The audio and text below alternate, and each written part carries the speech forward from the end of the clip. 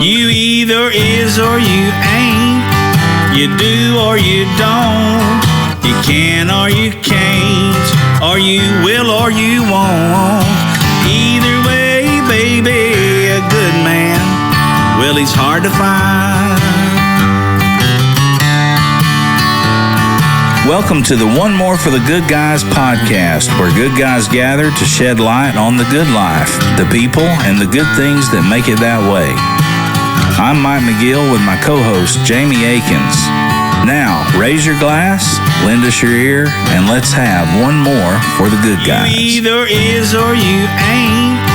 You do or you don't. You can or you can't. Or you will or you won't. Either way, baby, a good man, well, he's hard to find. On today's guest episode, we have our friend and soon-to-be yours, Mr. Barry Pohanna. Local guitar hero, musical scholar, world traveler, and son of a Southern literary legend. Great stories and good times are ahead. Without any further ado, ladies and gentlemen, Mr. Pohanna. Now, sorry. Man, you know what? I'm about tired of these fucking Kimbrough guys. Oh yeah, world record. World record holder now, but his brother's playing all over everywhere, holding fucking Jerry Douglas's sheet music for him, and he played with me at the Bijou Theater. No, I'm at Royal Albert Hall that night. I'm like, you motherfucker. And now his brother, Daddy, of course, he's a real asshole too. He's the one that started all this mess. That's a published author and fish catching machine. I don't even think he goes fishing. He just goes catching. I've never known him to not catch fish. And Corey, he's the little brother, or no, I don't guess he's not the youngest brother. I guess he's the middle. There's still hope. There's one flunky out there, the youngest one, maybe. Yeah. What's his name? I forgot already. Yeah, he still likes me. Yeah, I don't remember. Jacob. Jacob. Yeah. That's it. Yeah. Although every time I see him, I like if he showed up one night somewhere, I can't remember where we were at, and he had the same girlfriend with him, and I just looked at her and I was like, really? This is the top. This is this. I mean, I told you 4 years ago before the pandemic to ditch this loser. Corey caught the world record. Oscar, right? Oscar. Really? Yeah, on a fly rod. And down in Florida, or what was it? Everglades, I think. Did he catch it on Berkeley Tri-Late? As I guarantee you, if I ever catch one, it got caught on Berkeley Tri-Late. Hell yeah. Don't they give you $100,000 or something? I think so. It's probably like, Oh, if you catch a world record on that line, that's awesome. Yeah, they could. It used to be that. Just lie. I got to go. Yeah. Yeah, but...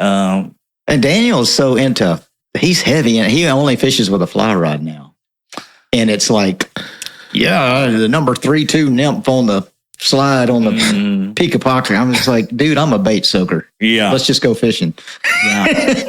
I'm using the original swim bait. Yeah. That's right. Oh, okay. It's a lot of work. I mean, I think it's cool, but man, it's too much work. Too much work. That's not why I fish, man. No. I was talking to, who was it the other day? Brett Randalls, and he was telling me his dad was a Pondwater's old man. His dad is a world-renowned fly fisherman. But he was talking about all kinds of different flies and different stuff. What was the one he called it? But like mountain... it was something. It was a bird. It was like a woodpecker, but it was called a yellow something. Not a yellow-bellied sapsucker. But at any rate, he was just talking about a special fly that, like all the people up in the mountains used to tie by getting these feathers off this bird. Right. All this crazy shit. It gets crazy. Like, and matching the hatch and all that dude. But no... Obviously, we love all the Kimbroughs. They're good friends. Oh, no, they're great friends. just talking shit. No, I admire it. I just can't do it. I can't work that hard. Yeah, You know? I haven't ever. I mean, I've done it a little bit, and I could see like wanting to push yourself to really be able to put it where you want it. You know, and be able to do stuff like that. But yeah, man, sometimes I just want to catch something. Yeah. We used to fish for bluegill with it out of the boat. Oh, yeah. No, I have done that. Just Fly fishing out of the boat is harder. Yeah. Because especially if it's two of you, sitting that close to each other, you got to watch. That's all I've ever really done. Just popping bugs and not really, casting the right way, just kind of lobbing it at. Yeah. Well, we were attempting to cast it the right way, but like I said, it's a lot of work, and I just catch a bluegill with a damn grub or something, just the same. You know what I used to do with like popping bugs and stuff like that, and nymphs, and even a wet fly? I would put one up so far up the line, and then tie a nymph or a dry fly, or I don't know any of the terminology, so I'm probably saying all of it fucking wrong.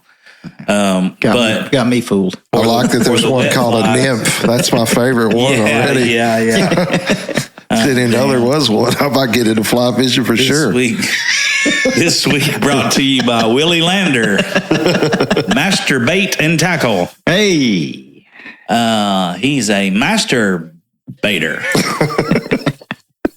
Willie Lander.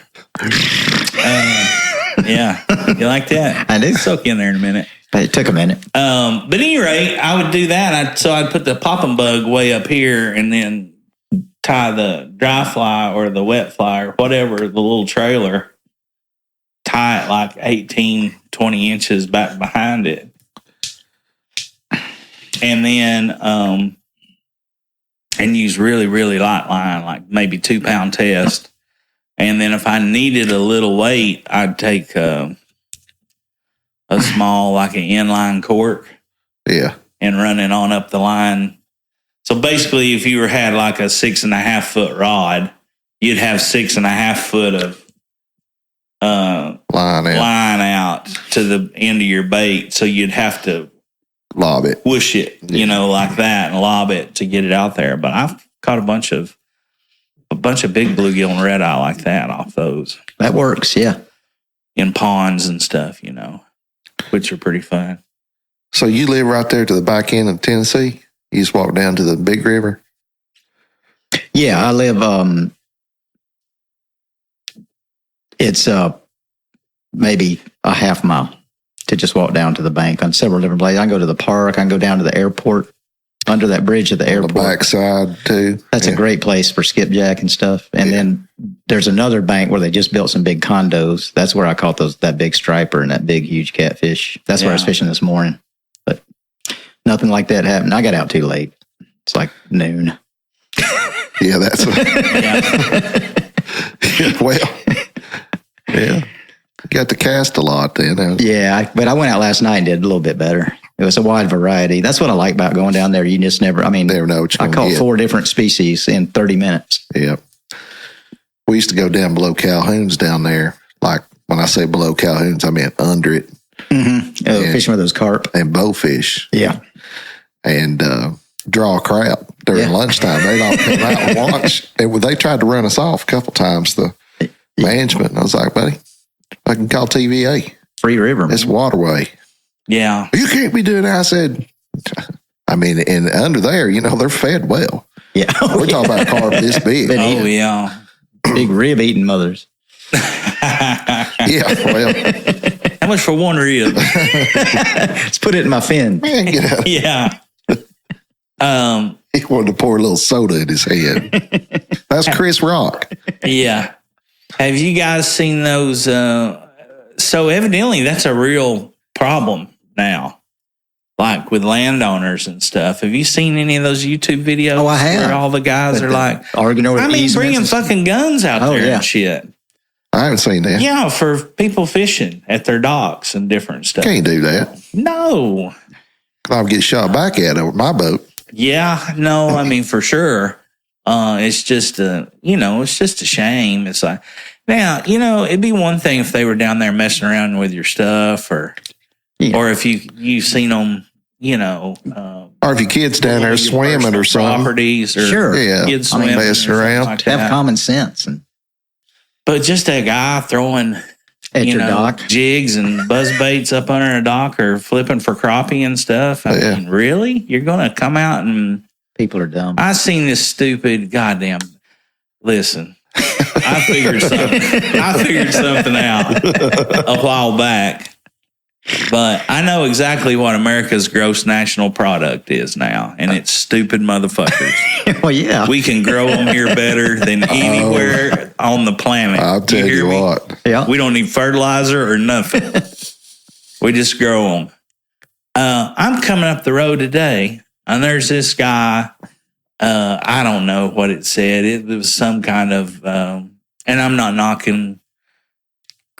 Don't take this. I'm not knocking Christians things, but it's like heart on fire, head on fire, ass on fire, something, Oh yeah, big thing on the side of his truck. And it's it was like a 1-ton Chevy. So he was a hot shot guy. Right. And for y'all that don't know, hot shot in freight terms is like they're the guys you call when you can't.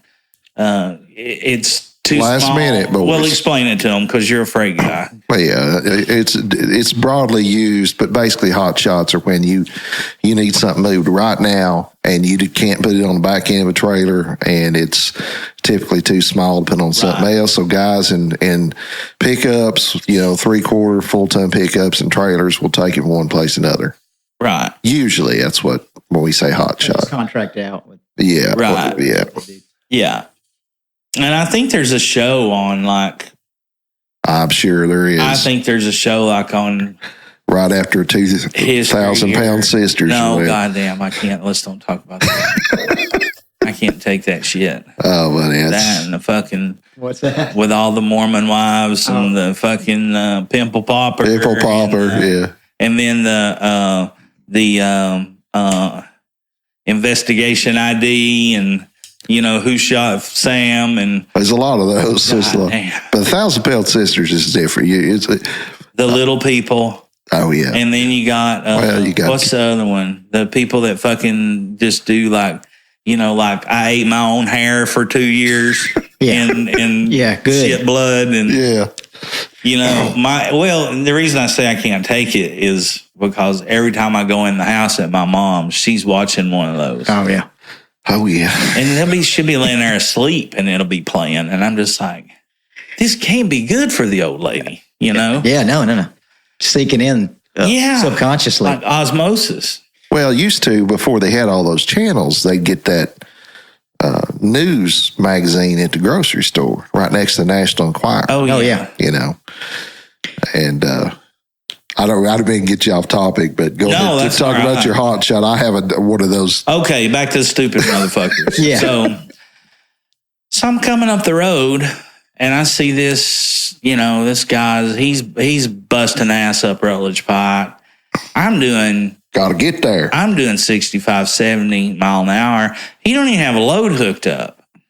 But we're sitting at the same red light together. He takes off like a bat out of hell, And, one thing leads to another. 3 or 4 miles up the road, there's a car comes out and he's over and I'm over. And I'm like, I'm just going to go around this guy. Cause he's a lane hopper. Yeah. And I'm just like, okay, I'm just get away. And the slow lane had nothing in it if I just get by him and this other slow car.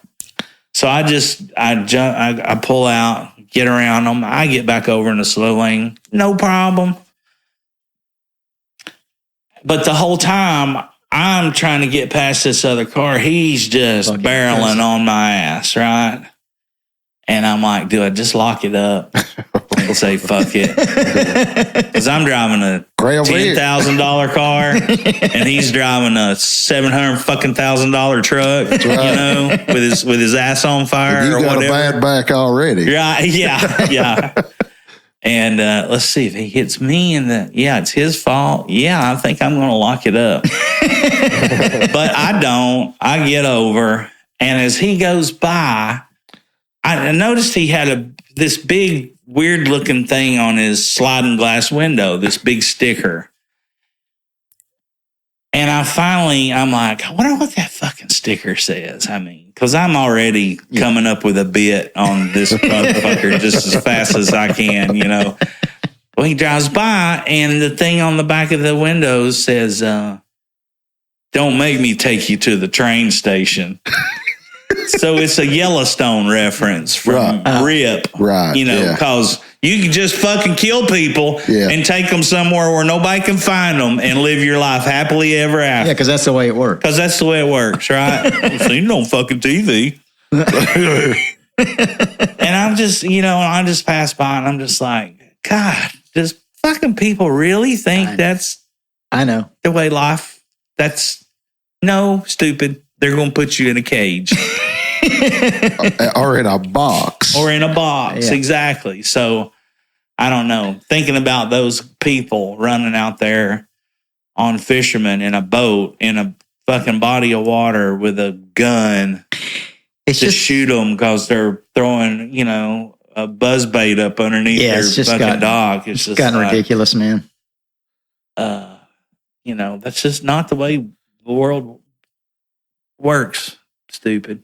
Well, some of these bass tournament guys, though, they're just as aggressive. I know a story, a guy that, how these kids on these jet skis, go over your wake and whatever. Oh, yeah. I know. I've had them cut between me and the bank. Oh, yeah. I know a guy that used to shoot at them.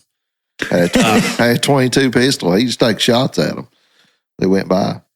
God. Messing up his fishing hole. It's worth it. It's worth shooting something. Yeah, it really is. For a fish. Because you can get away with it, now. Yeah. You can't get away with it now. Yeah. You can't get away with taking a piss outside. I'm sure I was on camera a minute ago. Somewhere. Oh, I'm sure you, So, matter of fact, you're on fucking TikTok. You were on camera. Canceled. Speaking of canceled, talking about that kind of shit, I get a call. Since we're on stories, I get a call the other day, and my customer says, Jamie, I got a call from the customer, and your driver took a shit in their yard. So I looked over at my board. And yard, for everybody that don't know, is where where they're loading, where the company does their loading, unloading. Yeah. And then he proceeded to finish the story and say, next to the porta potty. Like he didn't want to go in. And I looked at the board and I said, there's no fucking way that this driver did that. He's been with us 6 years. So I called him and I said, no. I went in the porta potty and I had to piss. I was like, okay. I called him back. I said, man, I don't know. I said, I can't really. He said, well, I'll check it out. He called me back about an hour later. And to your point, we have it on video. I said, dropping a hot Carl in the fucking right beside the porta potty. So I call him back. Oh my God. I call him back and I said, I'm going to ask you one more time, motherfucker. And I'm expecting a correct answer. Yeah, I did it. I was like, why did you do it? He said, well, I couldn't make it in time. I said, you basically took a shit in the door of the porta potty right there. Right? So I worked it out. He'd already left. And the customer's like, Jamie, please, God's sake, don't ever see him back down there. Well, I called this other customer of mine in the... Oh, I got to see him there. You should have seen what he did in Albuquerque. So I called her up, artist. and I was telling her what happened because he was supposed to take her load next. And I said, I've shut him down for the day and told him what happened. I said, I ain't never. And I've been doing this 4 years. She said, "Oh, I've had it happen 4 or 5 times from different people." Or yeah. Well, she didn't elaborate, but I'm assuming they didn't have a serial shitter that they kept allowing to come to the. But she said the last one took a shit on the dock, like backed up to the dock. They wouldn't let him go, and he just shit in the warehouse floor right there in front of where they couldn't load. So he says, "Don't send him back." Well, I forgot that he wasn't supposed to go back. And, there's been a lot going on. People dying and shit. This just happened. I wake up and see an email from the customer. He says, "Please say you didn't send the shitter back to the thing." And I jumped up in a panic. I was like, "Oh, my God." I thought, yeah, I did too, man. And I had told him that he was banned from that location. Oh, yeah. So it's my fault, but he went anyway. Yeah, he knew. And I called him up. He's like, no, I worked it out, whatever. I said, "You worked it out. Hell, they're talking about calling the police." I left that part out. They called the police the first time, and he was gone and made a report. I don't know if they took a sample or what, but seriously, you can't make this shit up. No pun intended. Yeah. No, you can't. DNA. It's never crossed my mind to take a shit not in the toilet when I was that close to it. I mean, but yeah, I had some close calls now.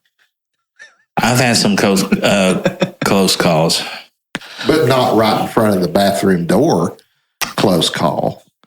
I mean, at that point, you just shit in your pants. You carry it into the bathroom with you, and you fix it. Yeah. Right? You don't just like, "Oh, hell, just drop them." By the time you drop them, you can open the door. I mean, it wasn't like it was 10 yards. It was right there next to it. I think he did it on purpose. I mean, obviously he did it on purpose, but I think he did it purposefully to piss him off or something. Well, yeah, it doesn't seem like a gesture of kindness. And then he made a mistake a couple of days. Hey guys, thanks for the business. I'm going to start being rational. Thanks for the business. Here's my business. Anyway, so a couple of days later, he bought something else. Oh, I know what it was. He backed into something at a customer's. He's like, "Yeah, whatever." And he goes, "You this," and started putting it on me. I said, "Motherfucker, I just saved you from getting fired." I told him, it's like, he'll never shit again in public. And here you are running over stuff. So anyway, trucking business is fucking stupid. Fuck it, man. Fucking stupid. Take him to the train station. Never hear from him again. That's right. What would Rip do? God.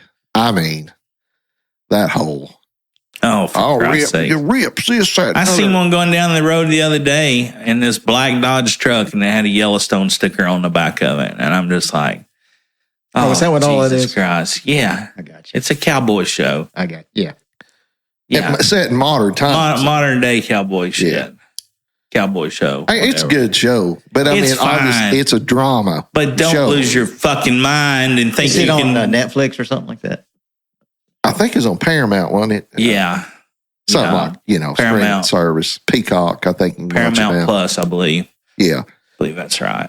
About all I watch is alien conspiracy shows. Oh, great. 24/7. Right. I can tell you. Did you bring your little hat with you today? They're among us. They've harvested our DNA. I'm telling you what. Hey, man. I used to ask trivia questions at the restaurant about the moon landing and like the dates and whatever. And I would always say when we allegedly landed on the moon. I'm telling you what, man, if you haven't seen that Stanley Kubrick shit, it will convince you that he filmed that whole thing. Yeah, I had to check that out. And Aldrin claims that he didn't get on the moon. He said we staged the whole thing. I don't know if he's got Alzheimer's. Well, according to those alien shows, they saw shit when they were on the moon. They saw some bases. This was when there was a period of time where the transmission went dark, and that's when they were going, "Oh fuck, there's something up here." Oh shit! The government was like, "No." Well, hey man, that. I didn't need. I believe 100%. I didn't need any of that shit to believe any of that shit. Yeah. I knew one man that said it, and I believed it. Yeah. Because you could believe anything that came out of this guy's mouth. That was Roddy fucking Piper. Hey. Yeah. Obey. Remember? You remember that movie? That's fucking real. That's where he come up with that line, I'm here to kick ass and chew bubble gum. Right now, I'm all out of fucking bubble gum. That's exactly right. Yeah. They Live. That was the name of it. Yeah. Yeah. So I'm in. I'm in. Yeah. I am too. Really. Roddy Piper said it was true. It's got to be true. It's more fun to believe it. Yeah. It is. You know? Yeah. At least I got some hope that maybe somebody smarter will save our dumb asses. My first time listening to Coast, that show. You guys listen to that? Mm-mm. That radio show, that name of it, Coast to Coast? I don't know. With the aliens? I'll edit this out if I'm wrong. Back when we used to play to God knows when, 3 o'clock in the morning, be drunk driving home, that was the only thing that's on. I'm convinced. Coast to Coast. I don't remember that. I'm pretty sure that's the name of it. Yeah. Coast to Coast. That. It's all kind of weird shit out there. Shadow people. I've been watching all those shows. Oh, God. Today we're here with Bo Hanna. It's all true. Yeah, Coast to Coast AM. Yeah, I'll check that out. Is that like a running show? Yeah, George Noory every night. Yeah. Is it just an American late night radio talk show that deals with a variety of topics? Most frequently, the topics relate to either paranormal or conspiracy theories. There we go. Yeah. We're in. Oh, Jesus. And he's really good, but it's the callers that make it fun. Oh, I'm sure. Yeah. I'm sure they come up with some. Yeah. He probably don't believe any of it and just does it for. Probably. Because the callers probably make his show. Oh, yeah. I mean, you know what I mean? That's the case with a lot of those. It's a Jerry Springer of radio kind of thing, really. Without the, fights or whatever. He died. He's dead. I can just see, like, most of those people that do those kind of things, just like, after, it's like, man, these people, can you believe that guy that called? Jesus. Or to hear one caller correct the one before. Right. No, they're green. They're not blue. Or some stupid shit, Like I was this Bigfoot show I saw once, and the guys are arguing whether it was a Southern Scotch scat or another variety that they had. Oh my God! That's Southern Scotch. That's Squatch scat right there. Southern Squatch scat. You gotta know your scat.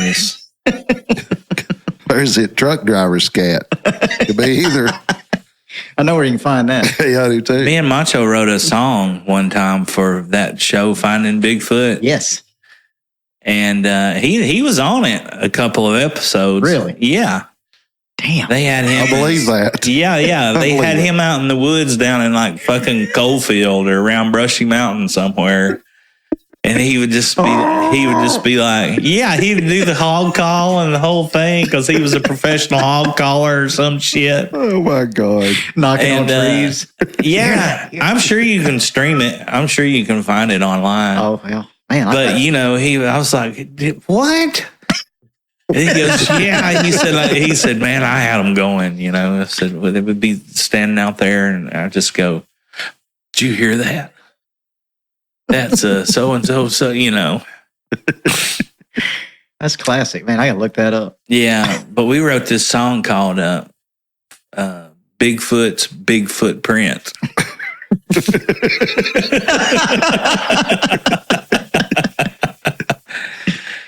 Yeah, it was kind of written to almost kind of like the same tune of like the old country gentleman tune Matterhorn and Big Iron. Oh yeah, kind of a cross between both of those. Bigfoot's Big Footprint. Yeah, it was just completely stupid. Please tell me they played it on the show. I don't know if they ever played it on the show, but they paid us.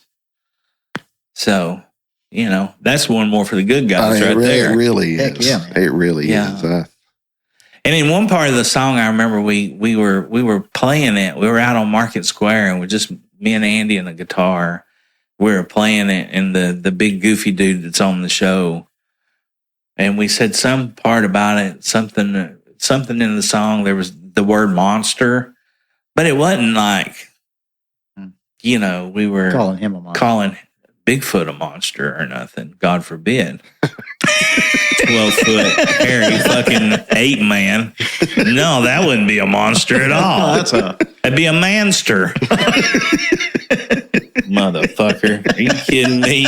You know what I'm saying?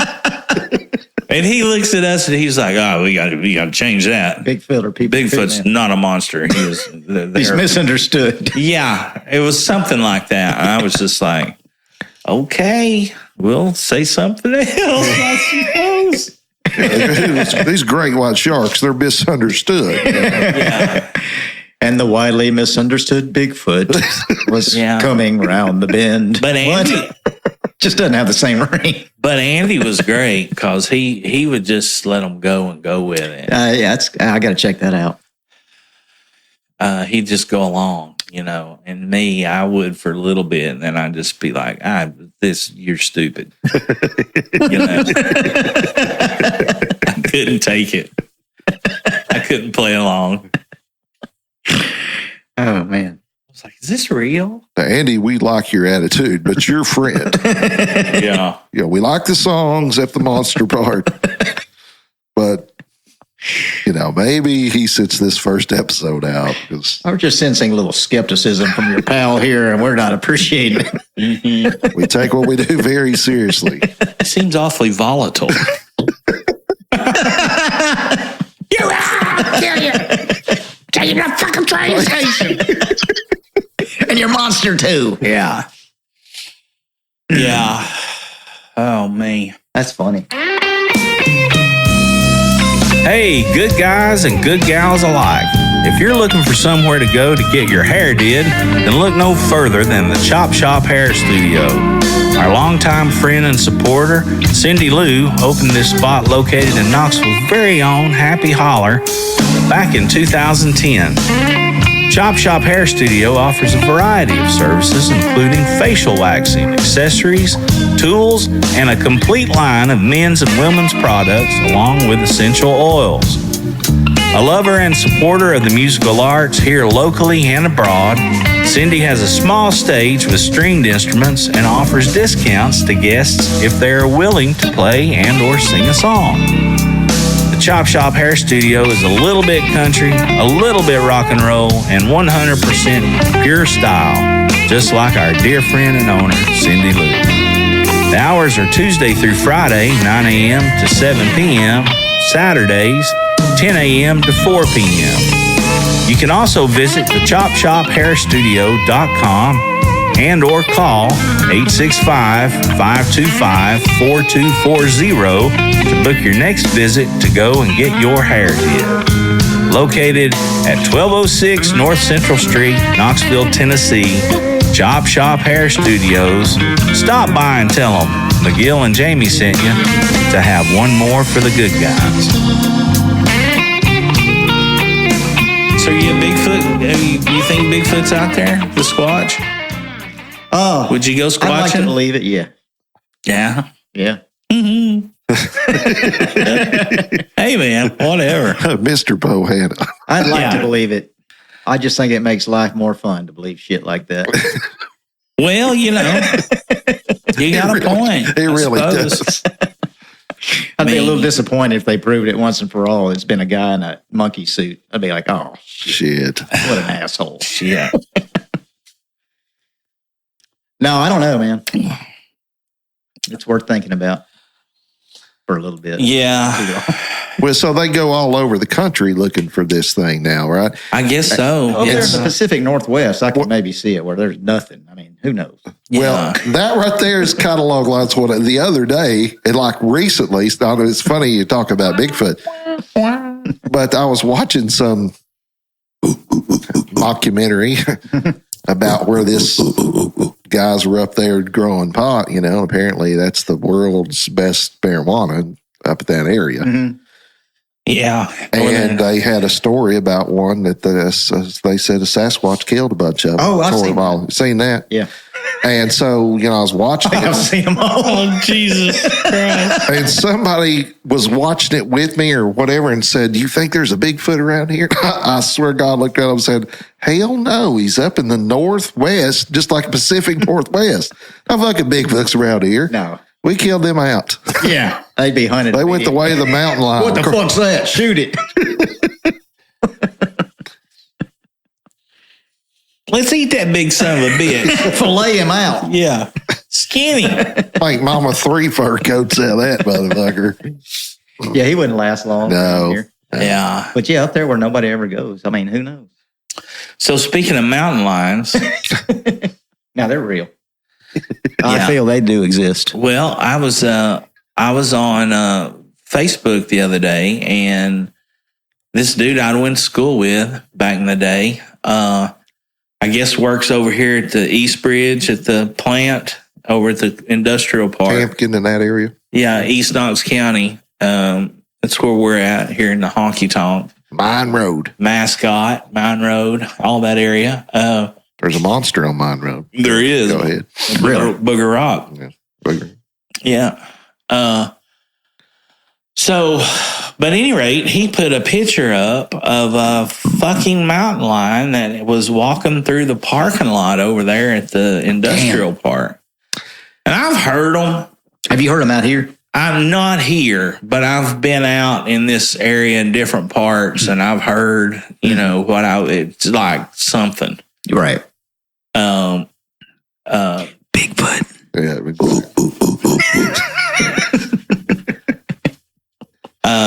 But yeah, so evidently, and that's like, what, as the crow flies a mile from here? If that. So Less. I just remember getting up to go piss at night, walk outside, and it's dark as hell here, Oh, yeah. in the woods, and the creek's like 150 yards from the back door. And it's like, I man should rethink this. Yeah. But we're in dire danger if a mountain lion comes upon us because there's no escaping. Right. no, I fuck can no. barely walk. It is. Well, can you imagine just what a house cat does to you? I mean, Oh, yeah. No, you wouldn't have a chance. Eat up by a damn house cat that weighed 7 pounds. Yeah. No. And now you got one that's 110. Yeah. Or bigger. Yeah, I mean, or that's- bigger. Yeah, I got a tail that weighs 20 pounds, that fuzzy. Yeah, I don't think there's any getting away if he wants to get you. No. No, he's on your back, and you're toast. Well, my grandmother used to call them painters. That's what, yeah. Painters. And, Panthers, but painters. and their babies are painter kits. The painter kids. And years ago, my buddy, Wow. Jeff, who went to, became a game warden, she'd tell us this story. There's painters down here. Of course, she was born in 1912.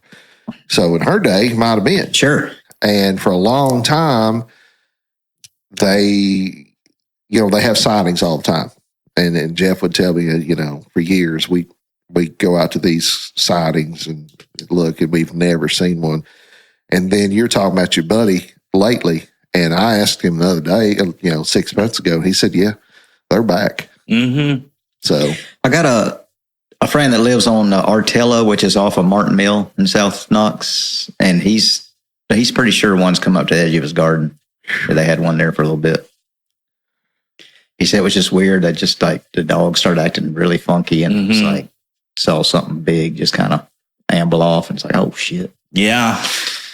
I was out. Now, this was way back before that Facebook post and all that stuff, but I was out here one night, and I was getting ready to walk back over to Mom's. And of course, I don't even use a flashlight. I mean, hell, I've been trumping these around here for 50 years. Right, I don't need no fucking flashlight. But I remember getting about halfway over, and for whatever reason, I just kind of turned and looked.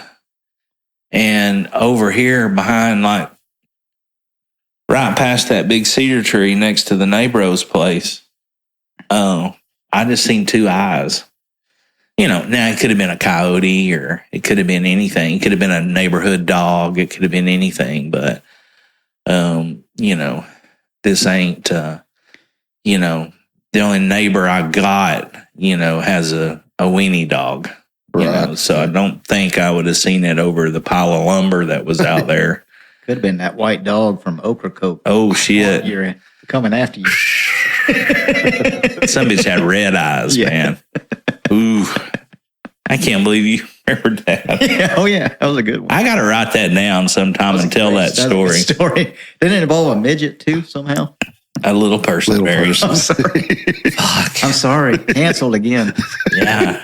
You don't stand a chance. You will be squatch hunting. Well, I need a list of what I can't say, I guess. No, you can say whatever you want. I didn't realize, I've never known a little person like in person. And so years ago, when that movie that Mel Gibson did, Passion of the Christ, came out, and that was back when we were churching, and the whole church went to watch it. And we're sitting there in the theater. It's got this little solemn kind of feel, not your typical theater experience. Oh, right.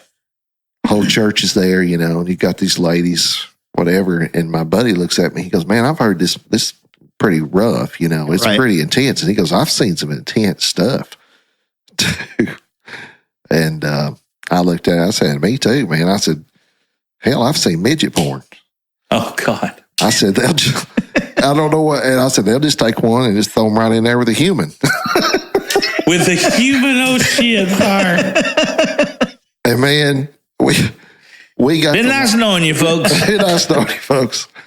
And I didn't mean it that way, but that's how it came out. And of course, I was trying to be quiet and whatever, and that went to hell because we were all laughing and just hysterically, like crying, laughing. Everybody's looking, and the movie's not started. There's not even previews on. Completely inappropriate, like being at a funeral home. But all right, cutting a fart. But I didn't know that. I guess I could have thought about it. That was before all this cancel culture came out. But apparently, there's different little people versions, like dwarves right. and little people, based upon why they're smaller, I think. I'm not trying to be funny. No, I know. I'm seriously. Yeah, there's like a dwarf is different than another type. Yes, and I didn't realize that either. Yeah. So, yeah. Midget's a no-go, really. Can't do that. Well, everyone scared the hell out of me at Ocracoke Island one time when I was about 11-year-old, 10, 9, something. Scared me worse than anything I'd ever witnessed in my life. So the story is, I'll tell a condensed version of it, and I'll actually try to write some of this stuff down. And you should, and tell them better. But so I was very fortunate as a kid in a lot of ways that I came along so much later in life than my brother and sister that by the time I came along, my mom and dad had already raised 2 kids and were, not obviously wasn't rich by any means, but they were a lot further along than they were when they're just, sure, when you first become new parents with life and jobs and all this stuff. But it was nothing to get in from school at one day or something, and my mom just be like, "Hey, go pack you 4 days worth of clothes. We're getting out of here. There's a long weekend. You don't have school, blah, blah, blah. Where are we going? I don't know, but we're going somewhere, So we would just take off and go on these trips. So one year we went on vacation, and we have, my dad had like 2 weeks or whatever. And we went all the way up we left here and went to Jekyll Island in Georgia, and then we drove the coast, on the coast, not the interstate, but on the Highway 1 or A1A or whatever it was. But we left all the way from Jekyll Island, Georgia, and drove all the way up into Maryland. Wow. And, we just stopped at different places along the way. And as long as they had a swimming pool, I didn't give a shit. You know, I was happy. And so we get up to. My dad wanted to go to the Outer Banks. You know, that was one place he wanted to go see and wanted to go do. And he kept talking about the Outer Banks and Ocracoke Island and all this stuff. And yeah, we'll go. So we get up there. Well, I think it was Cape Hatteras, maybe. Cape Hatteras, Outer Banks, and Ocracoke. Or something like that. But anyway, we get up there and we get on a ferry, which first time as a little kid, I never knew about that. Right. You drive your car on a fucking big boat and ride across the thing. And, you know, they take us out there to the island. Well, I mean, you know, that place was like founded, what, in the 1700s or some shit, you know? And we're out there and we're crab fishing, we're playing around fishing and all this stuff. And it's time to catch the ferry to get back across to the mainland. We missed the ferry, you know. And of course, my mom was pissed off.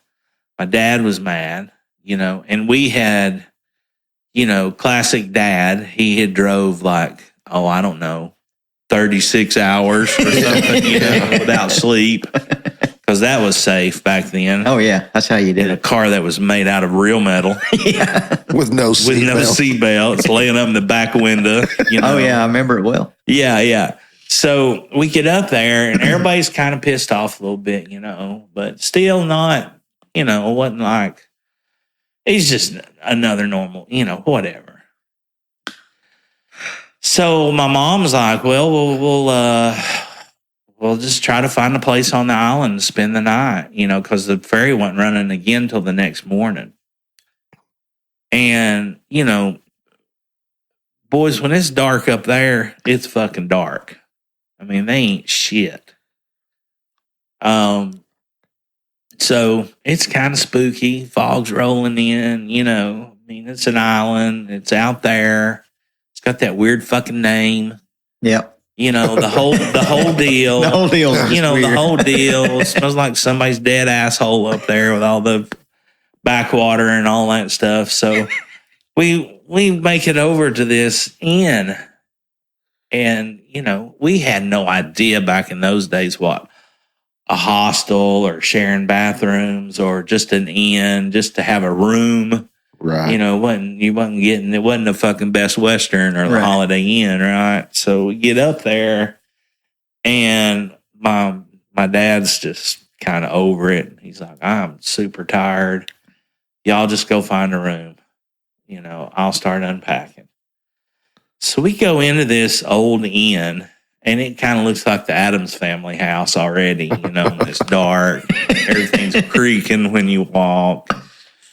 You know, and we get in there, and there's this big, tall counter, and, you know, everything's old, just old and dark, you know. And like, not gas lights, but, you know, just dim. Barely. Just dim lights, sconces, and all this weird shit, and fucking pictures of old people that they're not smiling. They haven't smiled in 1,700 years, you know, and all that crazy shit. And we get up to the thing, and the mom's like, ding, ding, ding, ding, ding, ding, ding, ding, ding, ding, ding, ding, you know, on the bell on the counter. And this little person jumps up, dude, from behind the counter out of nowhere. And it's startling enough that somebody just appears out of the darkness. Yeah. But this dude's like 3 foot tall. And he throws his hands up on the thing, and both of his hands are like, they got nubs and flippers and shit. They're deformed. It's just weird. Just fucking weird. And my mom's like taken back a little, you know, and she's like, I'm sorry.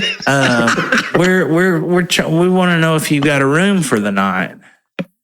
And he goes, yeah, we have one room left. And, of course, back in those days, you didn't have a Yelp review or Susie fucking Chapstick left a 5-star at the Best Western on Santa Monica. You know, you didn't have that shit back then. Right. So you always had to ask to see the room. Yeah. You guys remember that. Oh, yeah. So they'd take you to the room, open it with a real key. And you go in, you check everything out, make sure everything was clean, copacetic, whatever. So he's like, oh, yeah, well, we've got one room left. You want it? And she's like, well, we'd like to see the room. And he's like, I can't show you the room. You know, and my mom's like, well, we're not taking the room if we can't see the room. We want to see the room, and we've traveled all this way, and, you know, fine.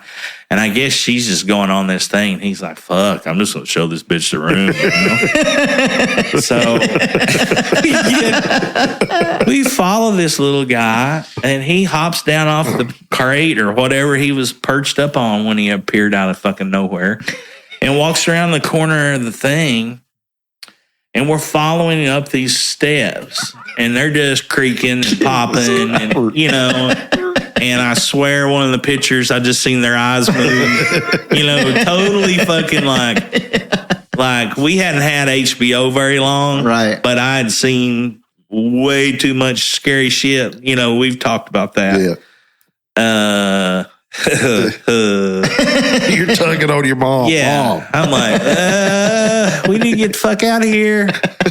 I know how this Your ends. dad's wore out. We're going to just look at the room. We're going to check the room out. Fine, whatever. I told you so. I can outrun your old ass. And I'm quick. I can beat the hell out of that little fucker, too. I ain't scared of that son of a bitch. Nubby heads and all. Whip his ass.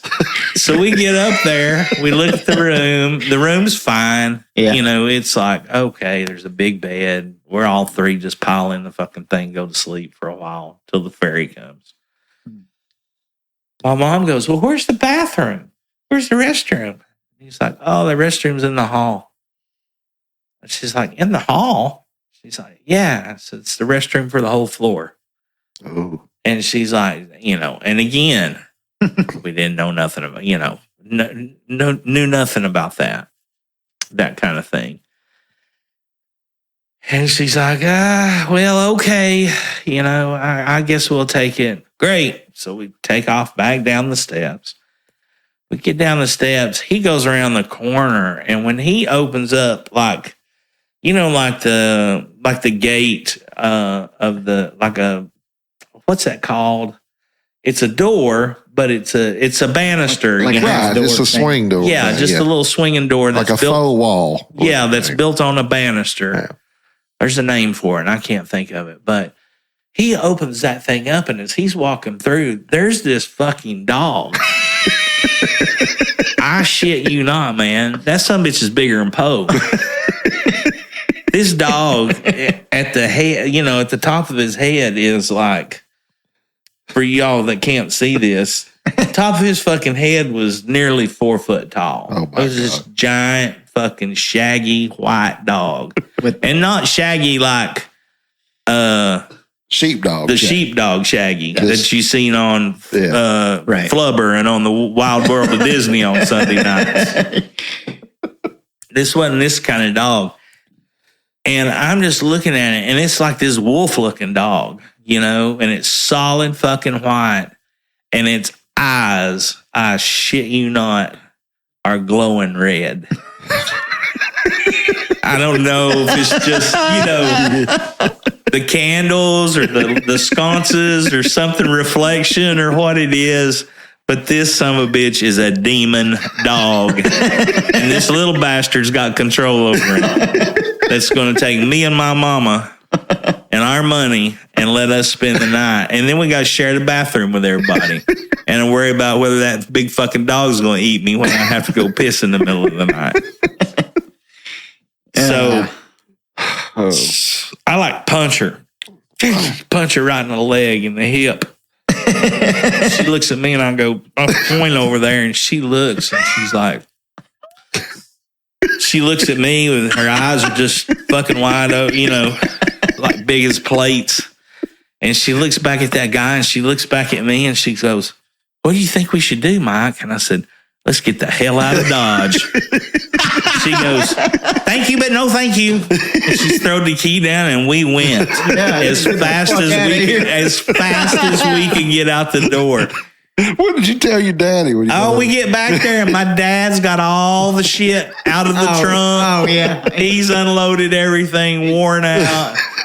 And as soon as he sees us coming out, he's just like, what the hell's going on? And she's like, get all that shit in the trunk right now. Get all that shit. We're out of here. We're getting the hell out. Mike said we need to get the hell out of Dodge. I'm listening to him. Yeah. So here my poor dad, who's drove 236 hours from Jekyll Island, Georgia to Bruckner, Virginia with no sleep. Gotta keep on going. Puts everything back in the trunk. And we go back over to where we were fishing in the lot where the ferry was going to be at the next slept in the car. And slept in the fucking car. All because of a little person and a demon dog. Hey, man. In a fucking Adam family. You're probably alive hostel. Today because of that decision. I'm telling you, man, it was the wildest shit I'd ever seen up to that point. But yeah. That's a good story. Yeah. Oh, boy. Believe it or not, that's it. Family vacations. You got any good vacation stories, Poe? I don't know. I had to think of that. Think of that a minute. Oh, well, I could bring up some Jim Aikens stories probably. We were driving on that same trip. There's a lot of things happened on that trip. We're on that same trip. We're driving up through there, and we're coming through Shenandoah Valley. And if y'all never been, it's just one of the most gorgeous places on the planet. Oh, yeah. It's just so green and lush, and it's right in the valley, and it's so much like East Tennessee in a lot of ways, Mm-hmm. you know. When you get up in the eastern counties of rural parts of East Tennessee, and every 3 miles or every 10 miles or whatever, there's country hams, fresh produce. Oh yeah, and they're little shops on the side of the road, and back then, of course, they were mom and pop stores and different things.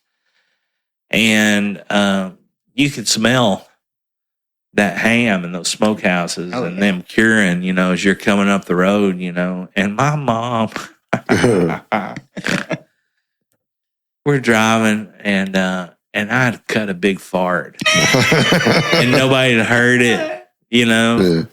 And it was a bad one. And my mom, or I don't know if it was, but this is true.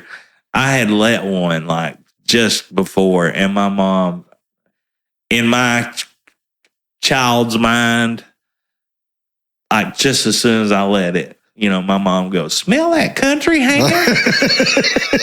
And I lost it. And he started dying laughing. And my dad's like, what's so funny? I said, I just cut a big fart. That ain't ham. I just shit in the back seat. I heard something, Oh my God. And we laugh about that. We laughed about that forever. I do have a good fart story. Uh-oh. It's one of my prouder moments, actually. Oh, yeah. I know this one, and I love this. You probably heard it. Yeah. It's one of my favorites to tell. So. But we were down, it was the Millennium, like New Year's Eve in the Millennium. We were down in Sarasota, Florida, because Katie's dad was a swim coach, and he'd take his team down there for winter practice every December. They just kind of like vacation / workout kind of thing. Anyway, we went down, and we lived in Florida at the time for a horrible year of living in Florida. So we drove over there, and there was like a little street fair for the New Year's Eve, just had stuff. And we were walking around, and they were serving Bud Light on draft and all these little places you could go into, and these big plastic cups that looked like bones. They call them Bud Bones. And, I'd probably had about 3 or 4 Bud Bones. Oh, shit. Feeling good. And we were, it's when Ike was little. We were pushing him in the stroller, and me and Katie. And I was we stopped at this corner across the street waiting for the light to change. And I had, like I said, I had like way too much bad beer, and I just kind of like cracked one off at the corner. We started while the light changes. We get across the street, and I'm heading down the sidewalk, going back that way, and I hear from back where we'd been. I mean, it had been a good minute time to cross the street. Yeah, I hear this guy going on the same corner where I just was. Go, damn, somebody shit, and I just threw. I went, yes. You rang. I was like, hell yeah. Oh, my God. I'm a proud man right now. What is Talk it? about hang time, man. Hey, man. Thick. Sometimes Thick, listeners. Thick.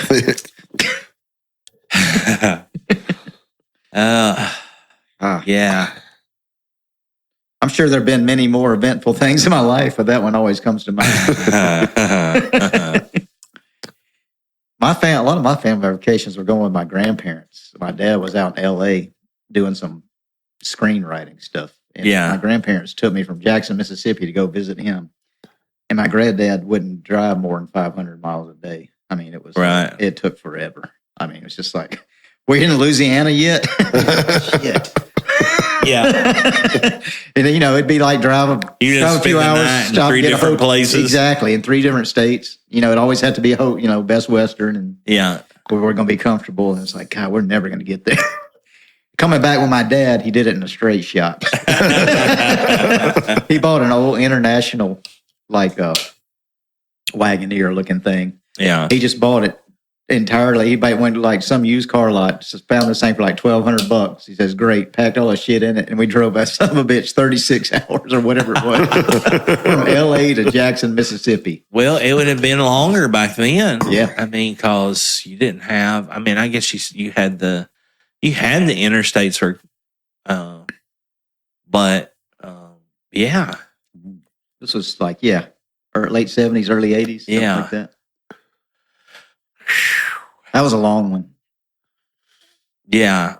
Now, what was your dad was screenwriting for? He went out there to do some stuff. I don't know exactly what he was doing, but somebody had asked him to come out. Yeah. I don't know if anything ever came of it, but he was out there for about a month, and I had just gotten out of high school, and I figured that what better high school trip to go out to L.A. and just hang and pop for a month or so. And that's what we did. He had a couple of bikes, and we rode around, and just it was fun, man.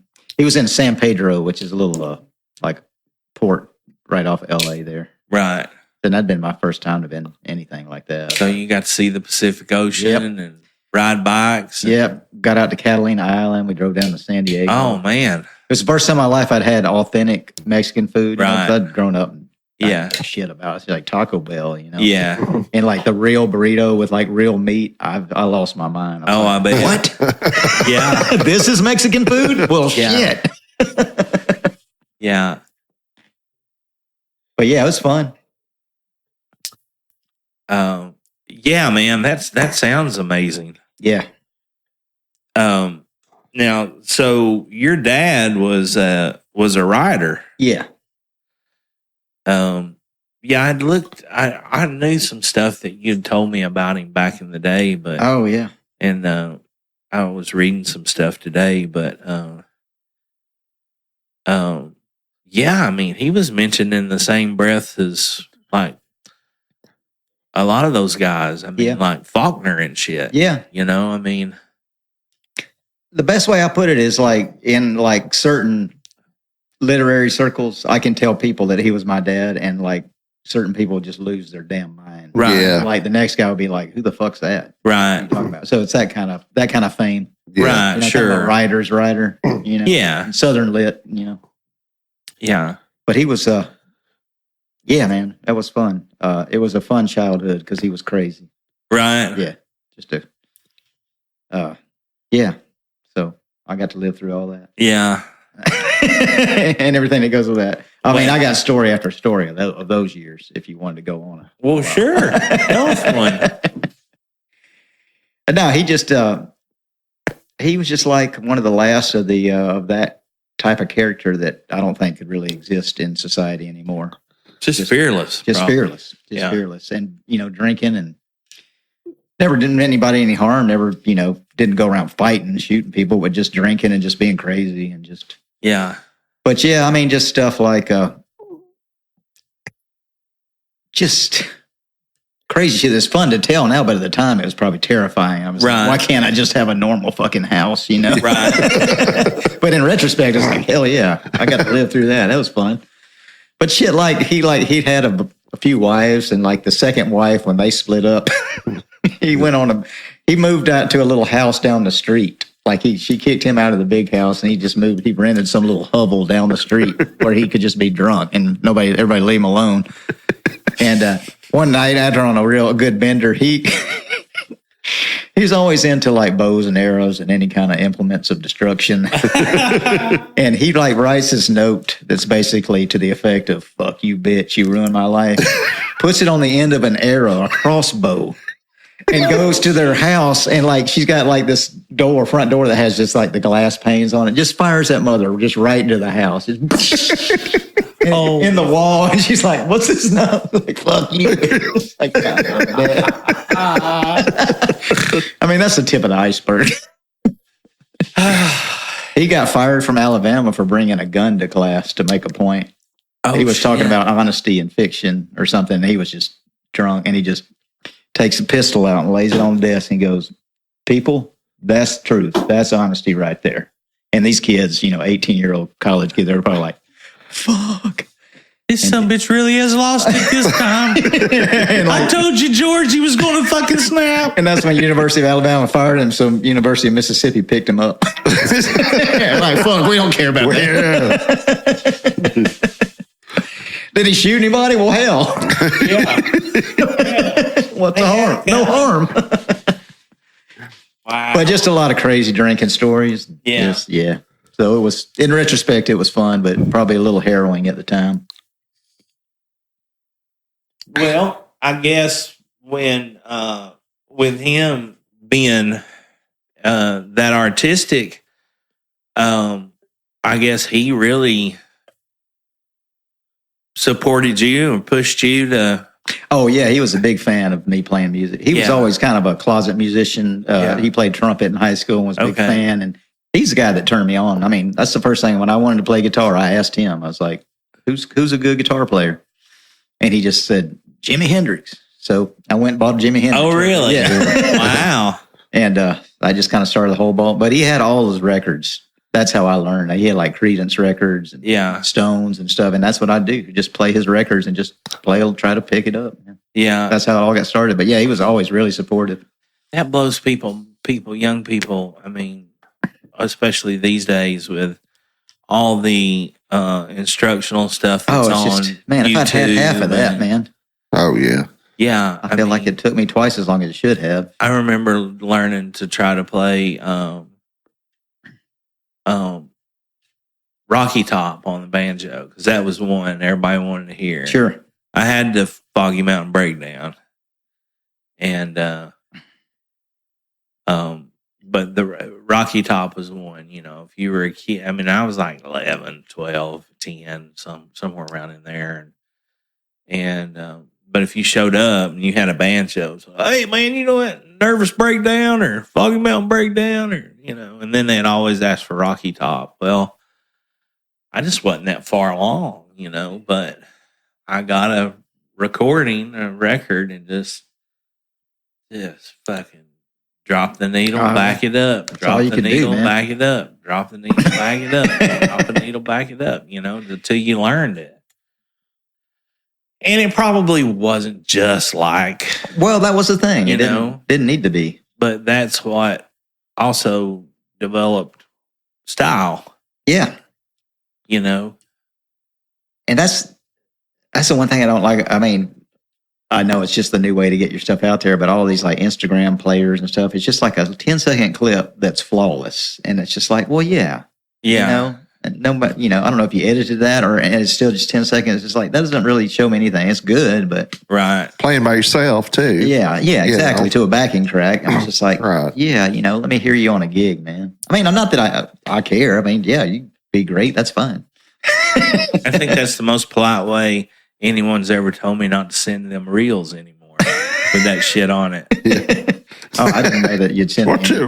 I know you never respond. I don't look. I bet you I've opened Instagram twice in the last year. Well, you got a lot of shit on there from me. Well, I'll go look at it now that I know it. Oh, it's one of my favorite things, man. I go through there and I'm just like laughing my ass off. My wife is addicted to TikTok, man. I can't get off of that thing. Oh, wow. I come home and I'm trying to talk and she's like, I'm like, damn it. Man, it's scary. You TikToking again, honey? I have an account to where I could, spy on people. And you'll start flipping to something, you watch anything, and then it's smart. It figures out what you want to watch. Yeah, the next thing you know, you're like 2 hours in watching funny shit. I haven't done any of the TikTok stuff yet. I want to, but then I keep thinking, I don't know. Should I? No.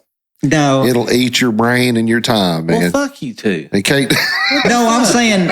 No, you said no. I know what you said. I heard both of you. You bastards. Well, my problem is that I can't ever wait long enough for it to get to the knowing what I like, and it's just so much stupid shit. Like some guy slapping his wife on the ass going, I'm like, great. Yeah. Right. Yeah. Great. I needed to like pick up my phone and watch that. Yeah. Yeah. I got you. But I think there's some seriously funny shit on there. Katie showed me some stuff that's it hilarious. Is. But now it's cross-platform now. A lot of that stuff's on Facebook and whatever else. I tell you because if you think about it, I had to think, it's like, why the fuck is it so popular? Mm-hmm. I figured it out. You can use... Short attention? No, well, that. But why is it more popular than Facebook and Instagram now? And I guess there's an argument to be had there. But the thing is, you can play licensed music on there. Oh, you can? Well, yeah, it's all over it. They're dancing to licensed music and everything else, and the others you can't do that. So they've successfully banned it in at least a couple of states. Montana's the first one. It's banned. Probably. They're just worried about it being a data leak source or something. Well, it's apparently, according to those people, it's a China-backed thing. But, I mean, hell, everything you got's made in China. What's not China-backed? Yeah. So, that's not a... I'll tell you what, never mind. Was this off the record? You shut this machine off for 1 second. Let me talk frankly. We can edit it. Oh, we will. No, I was just about to say about that. All those auto parts I've been buying, man. Just some of it's junk. Oh yeah. Well, yeah. Well, we quit making stuff here. And labor got too high. Yep. I mean, I get it. I mean, I understand what happened, but I mean, think about it. A lot of my, to get on that for just a second, a lot of my business is that we ship scrap metal to China. Mm-hmm. We don't. I mean, we just carry it to the port. And we're just the trucking end of it. But you can ship a whole container full of metal to China, all the way over there. They make it into some trinket and ship it back here cheaper than we can make it here. Mm-hmm. Because the labor laws, there aren't any, really, I guess, and they work for $10 a day. And you can't get anybody to show up for $10 an hour now. Yeah, I know. I know it's just a random shit today. I went to Pizza Palace. Y'all been to Pizza Palace? I have never been there. I always want to go. Okay, well, I haven't been in a long while. I've only been in my adult life 4 or 5 times. Been here since 1961. So the other day, Sunday, I went by there. And Pizza Palace has been there that long? 1961. Wow. Says it on the thing. I didn't know that. I knew it was the 60s. Damn, older than me. But you still go in and you still drive in, and they got a little button. And I was watching people going in and out, and I thought, well, I wonder if this damn thing works. And then they talked to me, and I ordered. Well, I sat there. It's a Sunday at 4 o'clock. I sat there for 30 minutes. I bet you in that 30-minute time, they had 50 to-go orders go out of there. Wow. And I was just amazed. I saw 2 drug deals in the parking lot. Okay, out here. Seems about right. About right. Now, they were upper end drug deals. They were nice cars and whatever. But they, fine. That's what's going on here. And I'm watching. But what I noticed the most, and I was telling, Damn, big worm. Telling, yeah, big worm, big worm. I ain't smoking your shit. What I smoke your shit? So, but what I'm watching is the people, because you can see them working. It's windowed out. You can see it. Yes. They had probably 12 people in there working. Wow. And I don't mean like standing around. Working. I'm talking about everybody in there, all walks of life. Most of the people were, I would say 40s and up. But man, they didn't stop. And nobody was out there telling them what to do. They were shitting and getting it. They were. And I was telling part of the family who owns a restaurant. Of course, I owned a restaurant. I was like, what are they doing to get them work like that today? And man, it was amazing. It's worth watching. It's worth going over there just to see them work. Yeah. I mean, this lady made 100 boxes while sitting there, pizza boxes. It's crazy. Oh, yeah.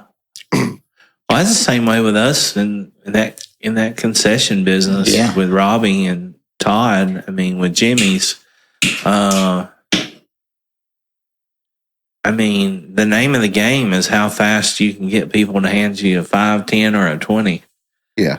And they're cash only at Pizza Palace. Oh, yeah. If you ever. Yes. Oh, that's good to know. And is it good? It's good.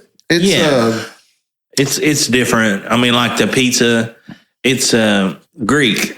They're owned by Greeks. Yeah. Is it a little heavier than normal pizza, I've heard?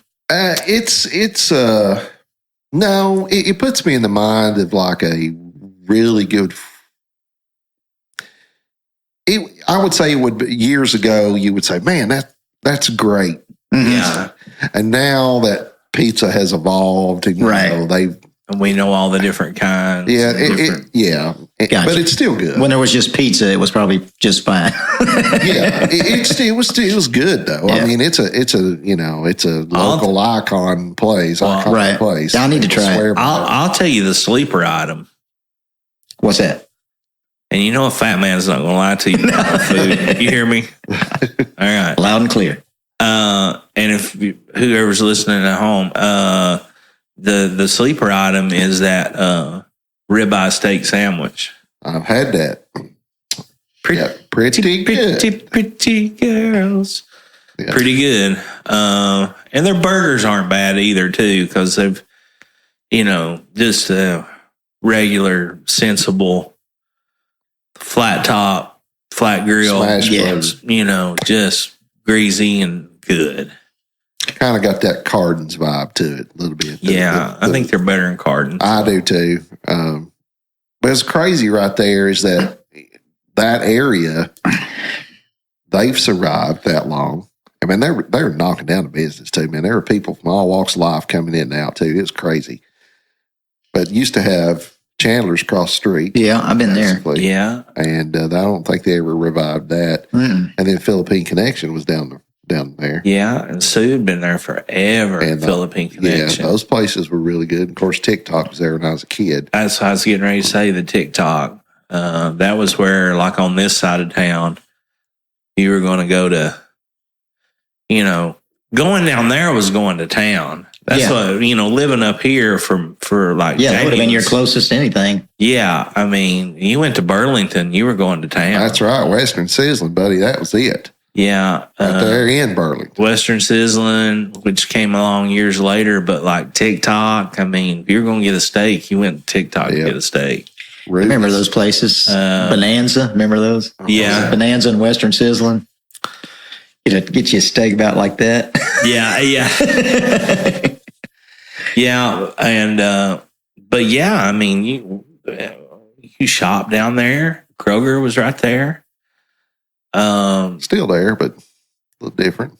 The doctors were there. Yep. I mean, and my pediatrician, Dr. Bird, and them were right there. Yeah. It's a really interesting street, man. I like driving down just because it's so, you could tell it was pretty grand at one point. Yeah. This was like the major thoroughfare. And it's just cool. I mean, it's just, despite parts of being, right, it's just, I don't know. You just see cool shit.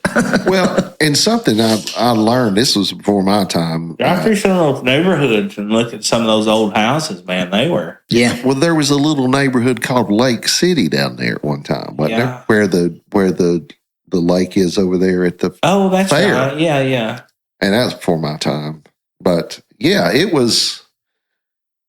I mean, Rob's dad grew up down there. Jimmy grew up down in. Oh, really? In Burlington, yeah. He went to the East High School and the whole deal. Is that what that area is called? Where is Burlington exactly? Burlington's right there, like when you come right there at Split. Prosser Road and the Split right there. Okay. Kind of where Bob's at over there. Yeah. Where Hardy's used to be. Yeah. Yeah. So they call that Burlington. Yeah. That little strip back on that. And Kroger was in Burlington right there. Uh-huh. And then it turned into a dollar store or something for a while. And then across from the funeral home, which was that Minnett's? Mm-mm. What was that funeral home there? McCarty's. That's right. Bill McCarty. Yeah. I guess that's kind of like, I didn't realize till recently that like Bearden was like a separate town for Yeah. a long time. It just gets incorporated, I guess. Yeah. I wonder if it's the same kind of deal, I guess. Or, I I don't know. There's so much about East Knoxville that's just been forgotten with all the violence and of course the prejudiceness of growing up. I mean, that's where that's just what it was. There just ain't no two ways around it. But I grew up on Magnolia. Yeah, We I went mean, there. hell, That's where we ate. one of my first public jobs was at the Kroger there, up on top of the hill. Where Stovers used and, to be. Yeah, and then we went to church right across the other side of the hill, and Holston High School That's where I went. Holston. was 51% black and 49% white. I mean, it was as integrated as you could get. That's where I graduated. that's my experience too in Alabama Yeah, and stuff. Yeah, sure. sure. And I had several black friends, and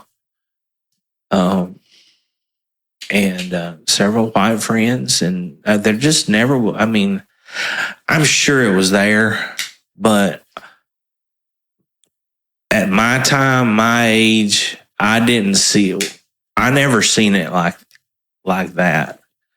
I never seen that side of it, and I was still around kids my own age, but I never seen that mean, hateful, ugly side of all that. Yeah. Well, it never came up when I was in high school at Carter or there. The only when it started, was I went to Carter with him for a couple of years. Well, I went there middle school, then I went 2 years. And then the zoning was getting ready to change, so I was in Holston's zone anyway, because on that side of the river. Yeah. So we just kind of jumped the gun on it, and Dad's like, you probably ought to go here. So I did. And it was, basically 50-50 or whatever. But it never come up. Yeah. There wasn't any of this racial tension there. But the next year, they closed that. I was the last class there. They closed Holston after 70 years, whatever it was. And then they started segregating the schools. integrated. Well, they called it integrated schools. But exactly. there was a school over in Mechanicsville called that wrong. Rural High School that had been there forever. Rural was one of the original high schools. The Golden Bears. Yeah, and they closed it in Holston the same year, and then they started busing kids to Carter and Gibbs and Fulton.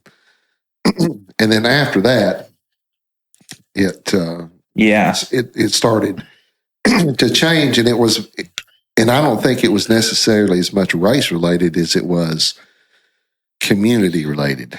Right. Because you're taking people that have been in a little pocket community in Holston and Austin East, and then up here, Four-Way Inn and Carter, whatever, and just throwing them all together all at once. And it created issues. But yeah, I grew up on Magnolia. Man, we ate at Western Sizzlin all the time. There was a cafeteria across the street called Weaver's right there at Prosser, where Prosser hits Magnolia. It was right there. I think there's a pawn shop there now, next to old Atkins transmission place. And then that McDonald's, the old Long John Silver's is a wings place now called Kings and Wings. The first McDonald's in Knoxville was on Magnolia. Yeah. Was it? I didn't know that. Yeah, the Cochran family. Didn't know that. But I've been going there. And back then, each McDonald's had its own theme.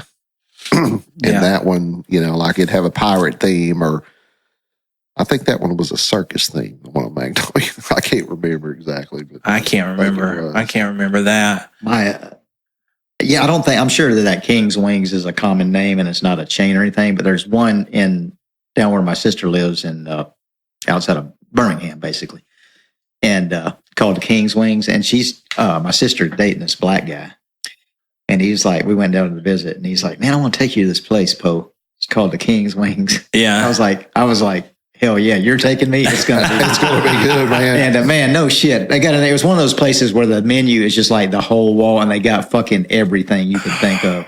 You want a steak, you want a hot dog, you want fish, chicken, pork chop, whatever. Yeah, we got it. Yeah. And I was like, yeah. I love it. Yeah. It was good. Let's see. So way back before like the Kroger opened, down there, you had the White stores. In the White Way. In the White Way. Next to each other. And S&H Green Stamps. So the Kroger wasn't always where it is now? No. You know where that, what is that place called now? Or I don't even know if it's still in there, but it was Stover's, I think it was. That building's for sale. Okay. So it's set up on the hill. That's where the original, or the one I worked at. The original one was down there. Dad told me this just the other day. It was down in Burlington. That right there at that building behind Hardee's, where Hardee's was. Oh, yeah, that's right. Was Kroger. Yeah. And the one on the hill had a Super X in the end of it. Right. Remember the drugstore? The Holston Shopping Center had Buster Brown shoes. Yes, had the White Way, and had of course White stores. Had Valley Bank in it. Yeah, had a and I remember. And see if I'm right about it. Wade's Bakery. Yeah, that's where you went and got all your birthday cakes and all that stuff. There was I remember that for sure. It seemed to me, now I may have made this up, but you know how I'm sure there was a 5 and dime. There was an S&H. Yeah. Green stamp there. Right. I remember those. Right. There was a little toy store in there for a while, and there was a laundromat on the end for years. Yeah. Now, at the Kroger Shopping Center next to Mayo on Kingston Pike? Mm-hmm. Yes. Where S&S used to be and where the buildings converged, there was like this thing that kind of like I don't know what you call it, but the building went in and there were shops in there. Mm-hmm. It seems to me that Holston Shopping Center used to have that too. Oh yeah, back in that little alcove in between thing. In the middle of Holston Shopping Center. Seems to me there was that way. There was a women's clothing store. Huh. And I think it was called Laura Lynn's. Now, I know that name. Or something like that. Is there anything still back in there by that Mayo in that place? Are there some shops back in there? Lynn, Kelly Lynn's. It was something Lynn. Laura Lynn is the food thing with like red food or something. Yeah. Okay. I think it was Kelly Lynn's. But it was in there too. And it seems like it had a little, alcove thing in there. But man, Magnolia was where it was at. That's the place we went. I mean, first video, of course, the first video rental store that I can remember was down there next to where Kay's Ice Cream is, or Scotty's is now. And there was a video place called Video Zone. That's the first time at that time they had Beta and VHS. Man, high tech. It really was. I've heard that new ice cream place in South Knox is good on Moody. It used to be the Florist. It's something creamery or something. Oh, I've heard good reports. Man, I like ice cream. do you know where the Taco Sono is? Yes. If you walk out of Sono, the Roundup is right there. Oh, yeah. That house right there, that was our first house where we lived. Right by the Roundup? Yeah, next door. And I told Meg the other day, I said, man, I wish I still had that house. Because back then it wasn't. Now it's starting to boom and whatever. That was our first house we bought. We lived there about a year. I go there and I go to Handy Dandy a lot, get a sandwich. Yeah. But yeah, Magnolia, man, we spent all. Is the little nosy man still in there? No. It's kind of. God dang. It never was my favorite place to go in just because the guy in there, you could just tell they were just kind of hateful, but they always acted like, how you doing? Yeah. And they have all these signs like, we don't accept this. And basically big signs like, get out. Not one of us. But before you left, some bitch would know your tax ID number, your social security number. It's like going through redneck interrogation. Yeah. But now they put all this. I think they must have book, buddy. They must have sold it or something because they got all this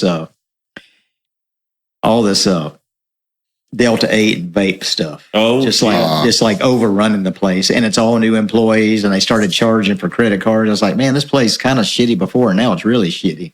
But I'll still go there and get something to eat. I figure they can't fuck up a hot dog too bad. Do you remember the Park Theater on Magnolia? Yeah. By the time I remember it was that a drive-in or? No, it was a theater. It's down there. It's kind of there's a lawnmower place across the street there, Toro or whatever. Yeah, it's right there. It's not there. It's now. Before you. It would. So if you were, it would be before you got to Catholic high school. Oh yeah, but it was on the right going down. Yeah, going towards town. It was on the right. Yeah. How long was that Catholic? When did that stop being Catholic high? After I graduated, it probably about 95 or 6. Yeah, mid-90s. And then it's going on right on to another big old hunker. Damn. Yeah, Cameroon. He laid out.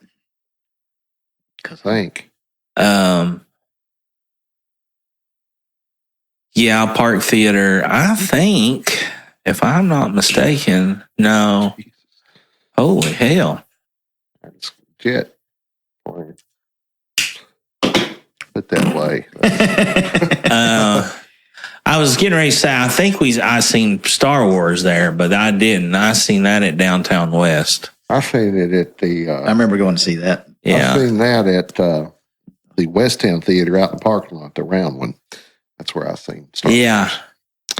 Park Theater was running dollar movies by the time I got around to going to, and it was all kung fu stuff like Bruce Lee. Yeah, I don't know if I ever actually seen a movie there at the Park Theater. And I'd seen one at the River Breeze back in the day, a couple of different ones. But it was a drive-in. But to go to the movies, that was a big deal. Absolutely. It wasn't just no, it wasn't. It was a decision. No, it was a big deal. And most of the time we would go to Downtown West, even from up here. Wow. And it's still there. It's more of an independent kind of theater, but I seen that Blaze Foley movie there at Downtown West. Seen a lot of movies there, man. My mama was a moviegoer. I mean, we spent a lot of time at Downtown West, the Kingston 4, which is no longer there, but it was down there where Chuck E. Cheese, right there. They had four theaters there, but they called Downtown West at that time the Cinema 6. Yeah. They had that. You had one in the parking lot of West Town Mall that was a round theater. You had the Capri down in Bearden area. It was it's an art gallery now, but it was there, the Capri, near where Nama is, right in that area. Oh, okay. Yeah. Bearden Nama. Oh, really? Wow. Yeah. It's an art gallery now, basically right near where Lululemon is, that area. So where in Mississippi did you grow up? Meridian? No, it's I kind of moved all over just because my dad was going. I was born in Jackson. Okay. So I lived there for just a few months as a baby. And then he went out to the University of Arkansas in Fayetteville to do his master's degree or something. Yeah. And then we moved. He got a job at Clemson. So I went to elementary school in Clemson, South Carolina. Oh, wow. And then then he got the job at Alabama. So I moved to Tuscaloosa for middle school. Mm. And then I moved back to Mississippi after high school. And went to Ole Miss and then stayed down in Hattiesburg for a while too. So. Oh, so you went to Ole Miss? I went to Ole Miss. Yeah. So it's easier for me to say that I'm from Mississippi. Yeah, for sure. And where most of my relatives still are. Right. Even though I didn't really grow up. I spent a lot of time. I didn't really grow up there. Yeah. Kind of grew up in a couple different places. That's what I was thinking. That's the only thing I regret, that so much of that is not having so many old. I mean, I can remember old stuff, but just like going, if I hadn't lived my whole life in a place, just right. That's cool because you just know so. You'd have been more root, yeah. So so what the hell's a hottie toddy? What the fuck's that mean? It's just some stupid chant. I don't know what it means. Is it from the drink? I guess like hottie toddy, toddy. I don't know. Yeah, I think it's just nonsense syllables to have a chant or something. I don't know. All right. Well, but that place has really changed. I mean, it was just a funky little town when I went to school, and I liked it. They always had that big Greek presence and everything at Ole Miss. Yeah. That's what it's known for, and parties and stuff. Well, it seems like it is now. Yeah. But man, there was just as much just kind of like cool, gigs and musician stuff and art stuff and just. It seems very artistic. Yeah, a lot of writers and stuff. And they got one of the best bookstores, privately owned, independent bookstores in the nation. I mean, it's just a top notch. And they've hung on through all these years. What's the name of it? Square Books. They got a town Square. But it's just like every place else. It's just gotten so cosmopolitan and grown up, and it's trying to look like Aspen or something, all these cutesy little shops. And it used to just be funky old Southern town, That's what I like, man. I don't know. I just like holes in the wall places, and I have a hard time finding them. That's why I like going to like Trailhead. It's like this is as close as the kind of places I used to hang at. It'd be like a fucking tin shed with a fucking bench where you got beers, Yeah. Yeah. I miss that kind of shit. I really like Trailhead too, man. We played over there the other night. Yeah, you sounded good. Thanks, good. That was fun. It was a lot of fun. I had a fun time that night. Plus, you can smoke cigars there. Yeah, I feel like I could just roll out and whatever, and just go down there. Yeah, not self-conscious or anything. Just, because everybody there just got done being on the river or some shit, or does they? I just think they don't give a shit. No, it's great in the best kind of way. Yeah. I miss, and there was a lot of places like it's 5 or 6 different bars in Knoxville where I'd play, and you just knew everybody. It's just that kind of vibe. Right. I don't think I paid for a drink and. The whole time I was there, once I got to know every bartender, Yeah. Right. Which is probably not great. Good thing or a bad thing, I guess.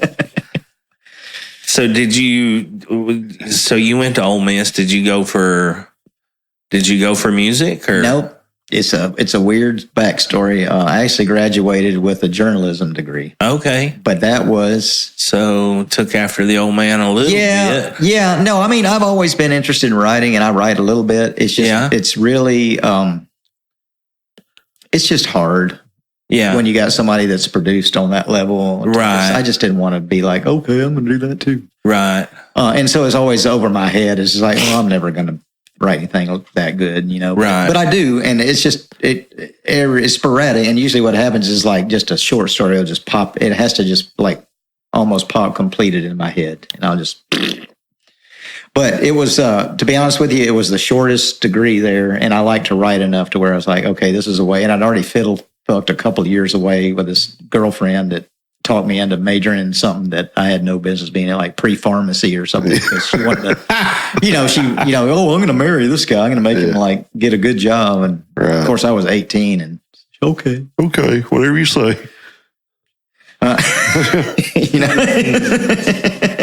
Anyway, yes. The power that lies beneath. Yes. Yeah, and when you're, that age, it's like, damn, blindness. But after I got over that, I was like, God, I'd wasted 2 years already. I was like, I got to get out of here. And I just journalism was really short. I was like, I just wrote for the paper. That seemed easy enough. But I never did a thing with it. I think I maybe interviewed at one newspaper, and it was so half-hearted that even the guy interviewing me knew. He's just like, yeah, you don't really want to work here, do you? I'm like, nah, not really. Going through the motions. I just didn't have an interest, and I ended up just moving to Nashville to be a guitar player. I knew a dude there. One of my buddies from Oxford had gone to Nashville and was having a little success playing. And it was at kind of the time of like when that sort of rock thing was happening in Nashville with Jason and the Scorchers and a lot of Nashville-based rock acts. So I was like, oh, I could probably get in and fall into that crowd, because at the time I was kind of doing more blues and that kind of stuff. Right. But yes, I just moved up there knowing like two people. Got a little apartment and a job at Subway or some shit. Just to survive and try to do that. And I hung out there for about 3 years. Wow. And just playing gigs. My original thought was to get into studio work, and I was a little bit green at the time. I didn't really realize what that, how good you needed to be. Right. I mean, I was good enough to play in bands, but sure, these guys are crackerjacks. They're on another level. I heard one of the main guys, like one of the first nights I went at the Bluebird, a guy named Kenny Greenberg does a bunch of sessions there, and I was just like, oh, okay, I got to get my shit together. Right. A lot stronger. Yeah. But it was good for that, and just to be able to say I did my Nashville time and got out, thank God. Right. When was that? What time? This was late, like 88 through 91. Okay. Yeah. So the country thing was starting to have a resurgence then, though. Yeah. Yeah. And actually, my first gig was a country gig. And when I went to Ole Miss, a truck driver named Danny Dickey, a friend of mine was playing with him and got me to come play. And that was my first ever kind of real gigs, playing just country covers, 80s country covers and older stuff in a Best Western there in lounge in Oxford, and VFW clubs and stuff, man. Oh, wow. It was an education. It was great. That's where all those Haggard tunes and stuff. Right. It's like, that's how I started playing in VFW. It's like, yeah. So that's like whenever we play any of those, it's just like takes me. It's like, yeah, man. Right. Danny Dickey and the Rebel Rousers. Oh shit! Named after the Dwayne Eddy tune. Wow. I was behind that. I was a stroke of genius. Well, we could be the Rebel Rousers. Hell yeah. Wow. Rounds all the rebels. There's around. Guitar players. And and it was that so typical, like 80s, like we all had starch jeans and Oh yeah. Trying to the coughed Conway Twitty period. Starch shirts. Was it the Wranglers? Wranglers and Oh yeah. Starch shirt with the chains. Yeah. Oh, I got you. Yeah, man.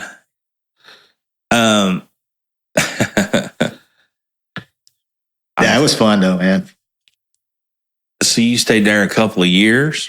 Where at Nashville. In Nashville. Nashville, about 3 years, and that's where Katie and I were engaged. We met my last year of school, and we had gotten engaged. But in Ole Miss? Yeah, at Ole Miss. That's where we met. She was working a little coffee shop, and I just kind of ran into her one night. And but we got engaged. But I moved on up there before she did. She was not quite done with school or something. I don't remember exactly what happened. But and she joined me like a year later. I had an apartment right on the corner of 31st and West End. It's an old building there. Piece of dump. It's $300 a month in 88 or something. Oh wow! So I tell you, it was a hovel, man. Yeah, about this big, if this big, right? With a walk-in shower and kitchen. Yeah, the floor slanted. You could put a ball on the floor and just roll down the. And I remember I finally moved out of there. I came home one day and all the tiles from the roof had fallen. Just like the floor was just covered with that shit. Had just like finally given up the ghost. Oh shit! And I just went down there and the guy wouldn't give me my deposit back. I was just like, "Fuck it, dude. I just got to get out of here. Whatever. Fuck you." Yeah. So, well, you're breaking your. I was like, "Yeah, there's a fucking ton of shit in my room." Yeah. He's like, "Well, I was like, never mind. Just fuck it." Yeah. But yeah, I did. I really did. I moved up there and didn't have shit. I lived with a friend for a while and didn't have a car or a job. And I said, well, I got to get a job. So I walked down the street to Subway. I was like, well, fuck, I got to do something. Worked there for about a month. It was within walking distance. Walking distance, exactly. And then I got a job at a book world there, and I started taking the bus to it in Green Hills. So that was at least decent. It was retail, but at least, didn't have to sling fucking sandwiches all day, which was fine, but, I didn't see making my life's career out of it. Yeah, for sure. It was one of those typical things where they find out you got a pulse and you're like almost the manager the next day. Oh, shit, this guy. Oh, yeah. He came 2 days in a row. We're gone. Here's a key. And we'll never see the real guy again. He can make sentences. So, yeah. What does he mean with all those words? Yeah. I fell into a few of those, too. Yeah, I mean, it's just like, what am I going to do something, Need some kind of income. But I ended up kind of touring more with a guy, a rockabilly kind of roots rock country guy named Lawrence Bell. Was really most of the work I did. And he had this little route where he'd head out of Nashville and hit DC and just kind of go up the East Coast. Oh, yeah. DC, Philadelphia, and work our way upstate New York and into Canada. Oh, wow. I had some good gigs in Canada. Yeah. Yeah. So were you guys, were you vanning it, bussing it? Van. Brown Chevy van, I think. Yeah. 4 of us. That's funny. We talked to Mark Dunn last week, and he was saying when he moved to Nashville, he was a drummer without a car. Yeah. And I was just like, man. He goes, so you think you had it tough? You know? I was like, I don't know.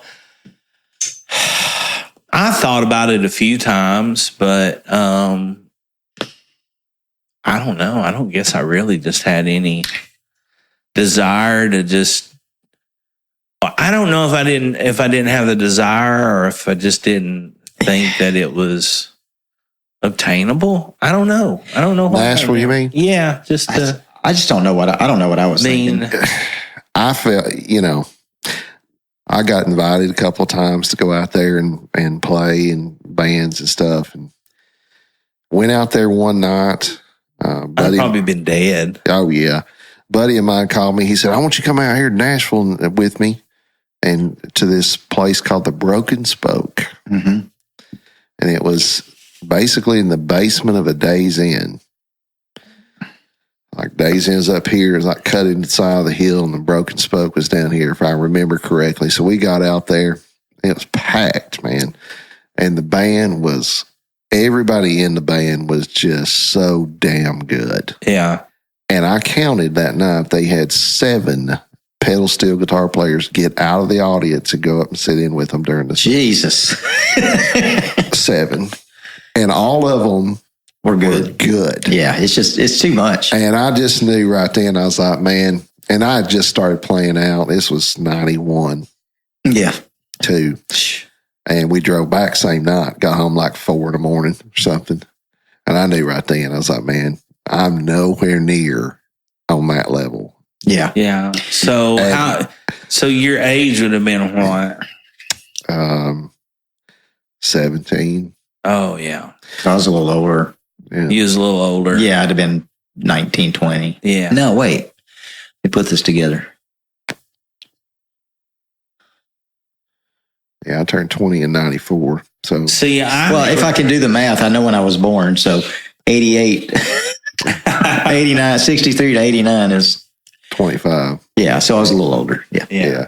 But I knew, I was like, man, because there wasn't a pedal steel player in this town. Oh, yeah. I mean, there was, but not playing in that. He was in the mental institution. Yeah, or he was playing. That was back when Opryland was open. So all the people that migrated this way when Opryland closed to play at Dollywood, and all these theaters that popped up were at Opryland. So you didn't have pedal steel was not in the band. There were no bands that were pedal steel, and we went out there. So it's kind of, like this. Oh, you play pedal steel. I just blew me away. People that's crazy. 7. Man. 7. And people kept getting up and singing and stuff. I was like, man. Yeah, it's overrun. Yeah, that's 30 years ago, and I just couldn't believe how good everybody was. And I thought, man, hell, you got to be. And then to be a studio guy. Yeah. I mean, they're paying you to play it right the one time. Yeah. Because we're on a clock. Shit. Yeah. 10, 2, and 4. And that was when piano was really kind of coming back to the forefront in country music because. Oh, just straight piano? Well, just, every band had a piano player in it. Right. On the radio, Garth and Joe Diffie and all of them, they all had piano. It was a prominent thing. It's not so much now. And it had fallen away for a while because all these synthesizers and keyboards and all that shit in the 80s, it was all. Even with Haggard's stuff with the Rhodes and the Wurzers and whatever. But I mean, God, you had guys out there so good at playing piano, they wouldn't no way in hell. I had a much better opportunity probably I didn't play bass then, to be a bass player than to be a piano player. Hello, music lovers. Campbell's Music Room Guitars was opened and founded by our longtime friend Kyle Campbell back in 2017. If you're a beginner or a seasoned pro, you're always needing something. From strings, picks, or maybe a repair to your trusty instrument. Campbell's Music Room Guitars has a full line of all the stringed instruments. New and pre-owned, accessories, pedals, amplifiers, and here's the best part. It's a local, family-owned business where you will get the very best of sales and service from the owner himself. Campbell's Music Room Guitars has something for everyone. Did we mention that he also gives private lessons? Kyle is one of Knoxville's most multi-talented players and teachers with many years of professional teaching experience. Located at 5103 Kingston Pike, open Tuesday through Saturday, 11 a.m. to 4 p.m. Give Kyle a call at 865-584-0041 or stop by and tell him McGill and Jamie sent you and you wanted to have one more for the good guys. I just always knew I was a singer, and I never started getting the peanut butter and the jelly till I was probably I really started taking it serious, and I got kind of turned on to bluegrass. I mean, I grew up in it and knew all about it and played banjo and all that shit, but really got into it and figured out, I can do this. Yeah. And I probably was 25 before that ever happened. And then, of course, I was a dad at 25. So it was well, you're not going to do that. And then Hannah's mom and I divorced, and I was 27, and I wasn't out of it long, and went to a bluegrass festival.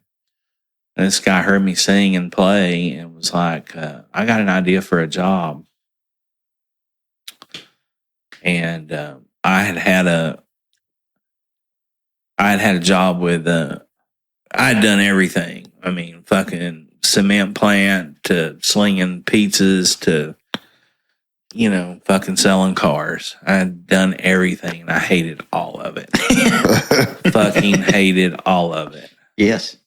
It's just I'm not supposed to be doing this shit. I didn't know what I was supposed to be doing. Yeah, well, but he wasn't. I wasn't supposed to be doing that shit. Let me know when you figure it out. Yeah, I'd like a clue at this age. Well, yeah, I'm not saying I've got it figured out, but I remember him telling me about this idea, and we went up there and pitched this job.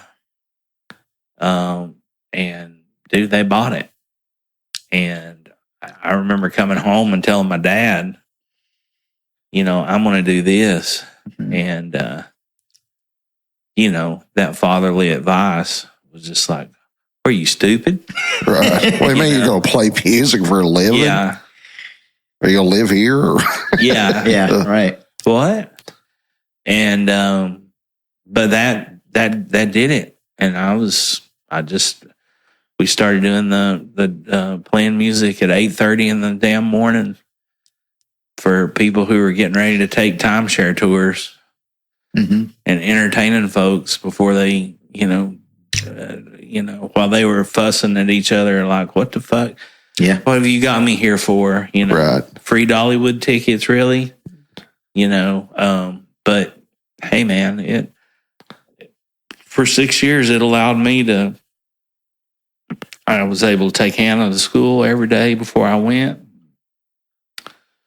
I picked her up from school every day when I got home because the workday was over by, 1 or 2 o'clock. I mean, there wasn't no more tours coming in. Their busy time was the morning. Right. Where was this again? In Gatlinburg. Okay, yeah. At a place called Westgate Resort. Gotcha. And, and I met several people, that were pros. Yeah. And that were traveling in bands and playing different places and touring and all that stuff. And I always called them pros, and this banjo player I had one time, he goes, and he kind of smartened me up because I always refer to those people as pros. And he goes, let me ask you a question. I said, sure. He's like, when you go put your money in the bank, does that teller give a shit where it comes from? Or does she just put it in your account? I said, she just puts it in the account. He's like, and you get paid to play, right? Mm-hmm. Yeah. He goes, well, I hate to tell you this, stupid, but you're a fucking pro. Because it's your living. Right. Yeah. And I was like, oh, so that's how that works. Okay. But yeah, but by that point, I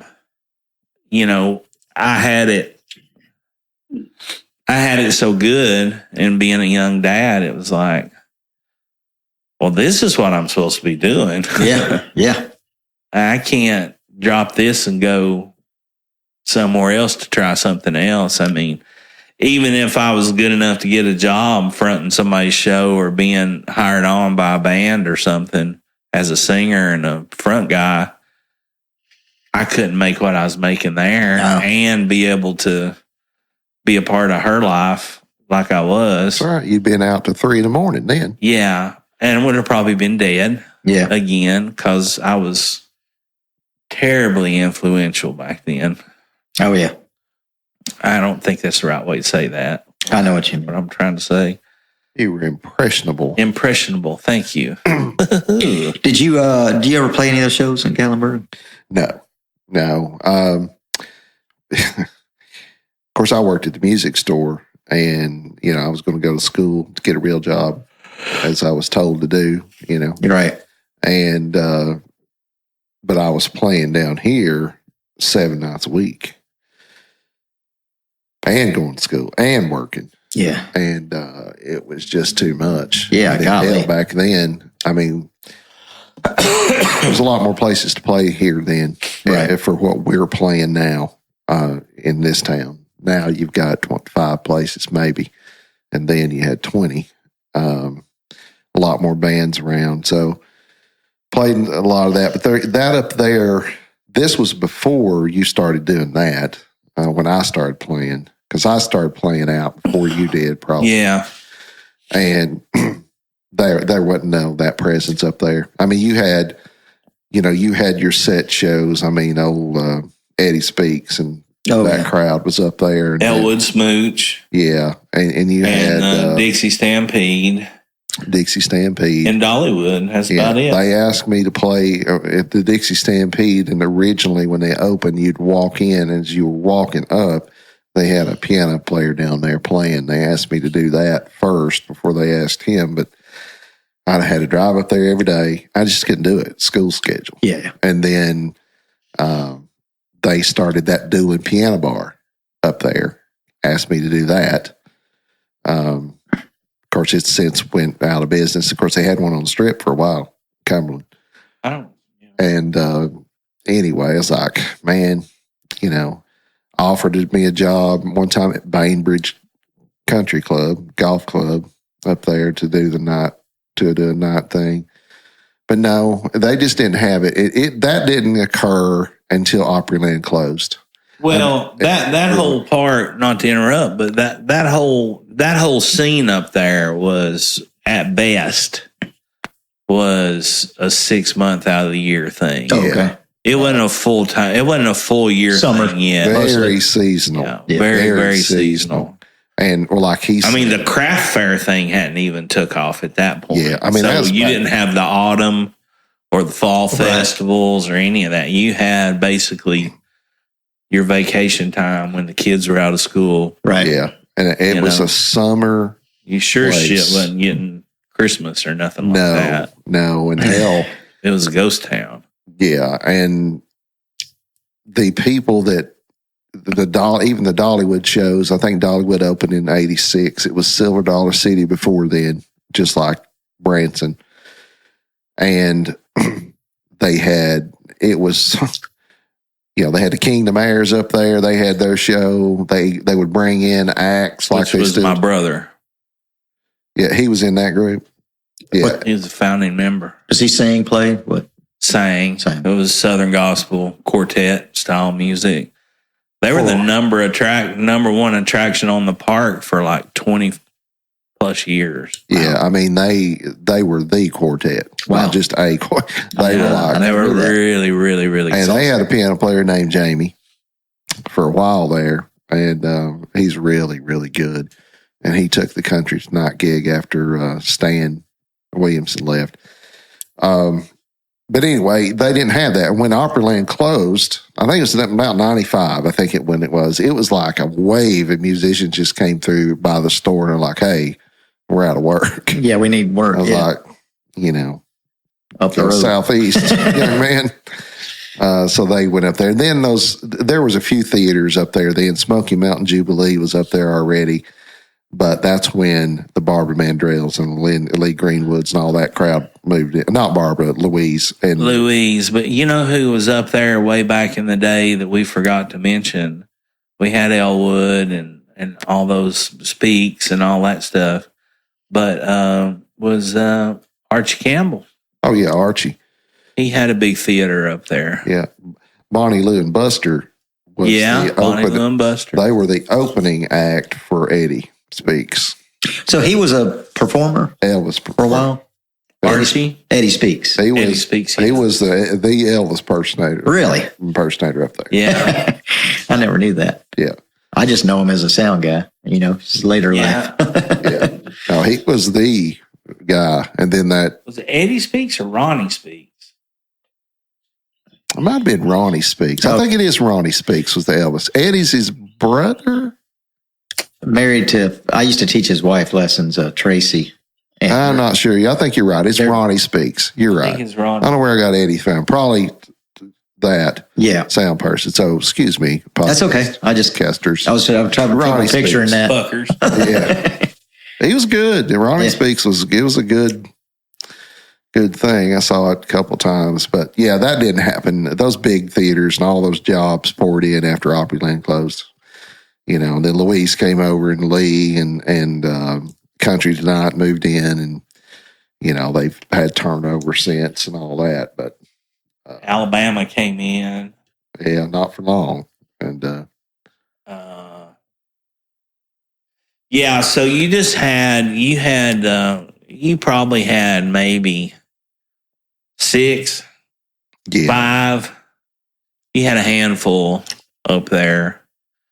But like I say, I think that was the biggest thing was it wasn't a 12-month out of the year destination. So you couldn't depend on that. Yeah. Now they're rocking and rolling from New Year's to New Year's Eve, I had stayed, there's a hotel up there at the very end of Gatlinburg, right before you get to the park entrance right there on the right. And I had stayed up there. This was like in 14, I guess. We'd stayed up there. And it was busy, and it was in fall or something. And I hadn't, hell, everybody that I talked to on the phone that's not from here, they're like, "Oh, you're near Gatlinburg, aren't you?" I was like, "Yeah." We love going there. Of course, you go there as a kid, and it's just the same old shit. And man, I was like, man, it's busy up here. And I talked to the lady at the counter, and I could tell she was a born and bred Gatlinburgian. I could just tell looking at her. She'd been here a while, and I'll never forget. I said, man, it's busy up here now, ain't it? She goes, honey, 10 years ago, you could have fired a cannonball down Main Street and not hit a soul. She goes, now you can't even walk around. That's what she did. Fired a cannonball down Main Street. Yeah. Like, yeah, Gatlinburg was this little. I remember going as a kid. Yeah, it was just this little, just this little German town. Yep. basically. I mean, you had the Space Needle, you had the chairlift, the big arcade. Yep. You still got all that. You know. Yeah. Oh, yeah. But man, I hadn't been up there in years. You got the airsoft gun and the Iranian smoke shop and the fucking oh my God, the amount of visa workers they have coming in. Oh yeah. It's like Disney is World. Unbelievable. Yeah. Oh yeah. It's crazy. A lot of Ukrainians and Eastern Europeans. Last time I was there. Yep. Good looking waitresses. Oh, I knew a couple of Polish girls up there that were really nice girls. And Pigeon Forge was, I don't know if you remember the concrete water slides. Remember the concrete water Obergallenberg and well, the concrete water slides two. There was water boggin. Yeah, water boggin. Yeah, you're great. There was one on the right, and there was one down at the end on the left at the campground. That was before Ogles moved in. Yeah. And the Ogles Water Park, which is no longer there. But the very first thing I can remember as far as water things was the Red Roof Mall area. Yeah. They used to have a wave pool there. Yeah. And my little fat ass was out in the. And then at 6 years old, there was a like Adventureland or Magic World. Magic World. Yeah. That doesn't sound suspect. Well, then it didn't sound suspect, but now that you mention it, but the thing about Magic World is that it was on the right. Anything can happen. Anything. The ticket counter was a pirate ship. Wow. And it's still there. Now it's a putt-putt place. Yeah. I got one for you on the way up. On the left, there were two places. This is going way back now. One of them was called Porpoise Island. Oh, yeah. Remember Porpoise Island? I was there, Yeah. That's before they had all kinds of parrots and porpoises. Nice. And as you do. The water circus. Tommy Bartlett Water Circus. Yep.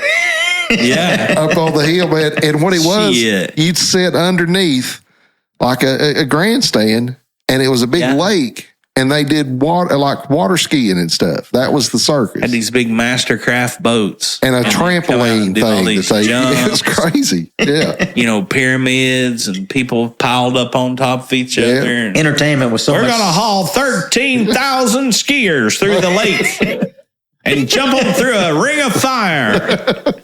Have you ever seen anything so defying? Oh, man. And it put me in the mind of the Jump the Shark episode of Happy Days. Oh, yeah. Because it was very... but they had the Mastercrafts that had the stars on them. Remember the Yeah. And I think, if I'm not mistaken, I think I've got I think Mom has still got pictures of like both those, Porpoise Island and then they had one up there one day. They had this hot Wonder Woman that was a skier. Oh, I got my picture made with her. Yep. Yeah, there you go. I remember that, boy. Let me see that magic lasso, baby. Hey, Wonder Woman that show changed my life, buddy. Whoa. Now we're done. Whoa. Linda Carter with a Y. L-Y-N-D-A. Yeah, those were good days. Yeah. They certainly were. certainly were. But yeah, that was so it was always a big destination. I mean, touristy thing. I mean, touristy place for sure. But nothing like it is now. No, God, no. Oh no, it's a. I mean, in Gatlinburg proper, you had like the Pancake House. You know the Brass Lantern. Not the Pancake House is a Pancake Pantry. Brass Lantern. The Peddler. Yep. The ski, the chairlift, the Space Needle, Wax Museum used to be up there. Yeah, and Hillbilly Golf. Yep. That was all still there. Because I would have gone there, but it was just when I went there as a kid or like a older kid, I would have been like maybe 16. So that would have been 79, something like that. Yeah. Is that what we're talking? Older than that, or no? That would have been right about what we're talking. Yeah, that would have been Magic World and Porpoise Island. And I don't remember. Water Circus right at its heyday. Magic World. Anything can happen. Magic, and I mean anything. I can still remember the commercial. They had the kids jumping in those plastic balls. Oh, they had that was magic. They had a thing you'd walk into, and it had King Kong's hand. You could sit in King Kong's hand and take a picture. Yeah. We were. And then there was the Buford Puster. Oh yeah, museum. Heck yeah. Had Hank Williams' car in there. Yeah. Right, with all the silver dollars in it. Yeah. Wasn't that his car? I think so. I think so. Yeah. It was either Hank. Him or it was Webb Pierce or somebody. Hank. Oh, do you remember the bears? How about the bears on the left at the fruit stand? Oh yeah. They had bears that drink a Coca-Cola out of a bottle. Yeah. Man, I miss that. Can't do that shit anymore. No. So Coca-Cola still had cocaine in it. That was the original cocaine bear. Mm-hmm. That motherfucker was happy. Peanuts and Coca-Cola. Yeah. Huh. Yeah, that would have been about that time frame. There's a Ponderosa Steakhouse up there, too, on the way up. Ponderosa, that was the other one. Between Sevierville and Pigeon Forge on the right there. Yeah. Yeah, I thought about it like maybe for 2 seconds every now and then about going up and checking out any of those shows, hadn't he? Oh, yeah. I thought about it a bunch of times, but never have. And hey, man, there's some players up there that are fucking out of this world. Oh, yeah. But it is, and I don't know how you say it. They've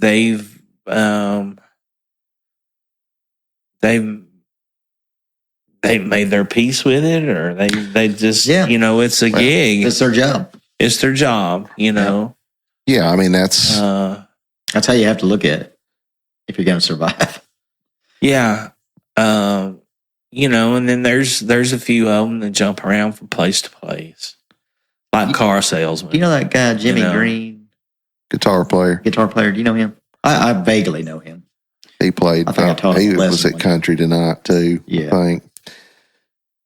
He's just the only name I know that if anybody's up there that I know personally, sort of. Yeah, our mutual friend we have that we went to school with played up there for years at Country Tonight, so I know people through that. Gary Davis. Oh, I know Gary. Yeah. Biscuit. That's some bitch. You talking about an unfair amount of talent given to one person? Gary Davis. Yeah. He's an unbelievable player, man. Unbelievable. Yeah, I've only played with him once. I was supposed to do. Nicest guy. Yeah. He was turning me on a gig to, it was some up and coming, some chick, that was supposed to be somebody to look at or something. And she was doing some kind of showcase gig somewhere, and his guitar player had bailed out, and I was going to do it. And man, it was a lot of work because she had a lot of songs, and I was like hustling because the gig was like on Friday and it was like Wednesday, and I was just charting out shit, and it got canceled. It was during COVID. Was he playing banjo? He was playing bass. Oh, he was playing bass. He was going to. We never did the gig because it got down to the wire, and it's just like somebody got COVID, and it's like it's canceled, and I'd done like 10 sharps. I was like, damn it. Yeah. Trevor Reddick is a big time musician up there. I know him. Know that name. Burton Acres is he player up there. He deals with Brad a lot.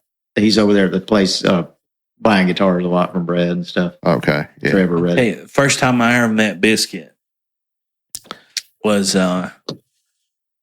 he had come in to fill in on banjo one day for our banjo player who was taking a couple of days off. And I was like, is the guy any good? You know, I didn't know nothing. He's like, yeah. He's like 3-time national banjo playing champion, you know, at Winfield and all this stuff. And anything else you want to know? And he can play Telecaster just as good. He can play anything. He's like, I'll tell you what to do. He said, when he gets here, first thing, he said, you just name a song. Any song, any genre, anything. Now, it's got to be something that he might know. It can't be, you know, Beethoven's Fifths. Right. Yeah. And I was just like, all right, whatever. So I walk in that morning. He's in there and he's tuning up, you know. I was like, hey, Gary. I said, I'm Mike McGill. Well, hey, buddy, how you doing? You just call me Biscuit, you know, and all this stuff. And I was like, hit me a little bit of that hot for teacher. And he goes, ding, ding, ding, ding, ding, ding, ding, ding, ding, on a fucking 5-string banjo. I'm like, all right, cool, man. See you later. I know, it just sounded like Eddie Van Halen on a fucking banjo. And we get out there, and he breaks not 1 string, not 2 strings, but 3 strings. On the banjo. And a banjo's only got 5. It's down to 2. Math. And that son of a bitch played on those 2 and was just fine. Was just fine. I mean, for what we were doing. But yeah, he never used a capo on a banjo. Nothing. Just, you know. I didn't know he played all that other stuff. Grab something in B flat there. Oh, yeah, okay. He just barred off and just played 1,000 fucking miles an hour. Whatever. Wow. Nope. You know, you could say like, one of the real hot banjo tunes back in the day, way back in the day, that me and Wade used to always play together was an old Reno tune called Limehouse Blues. Yeah. And dude, that's usually pretty fast, right?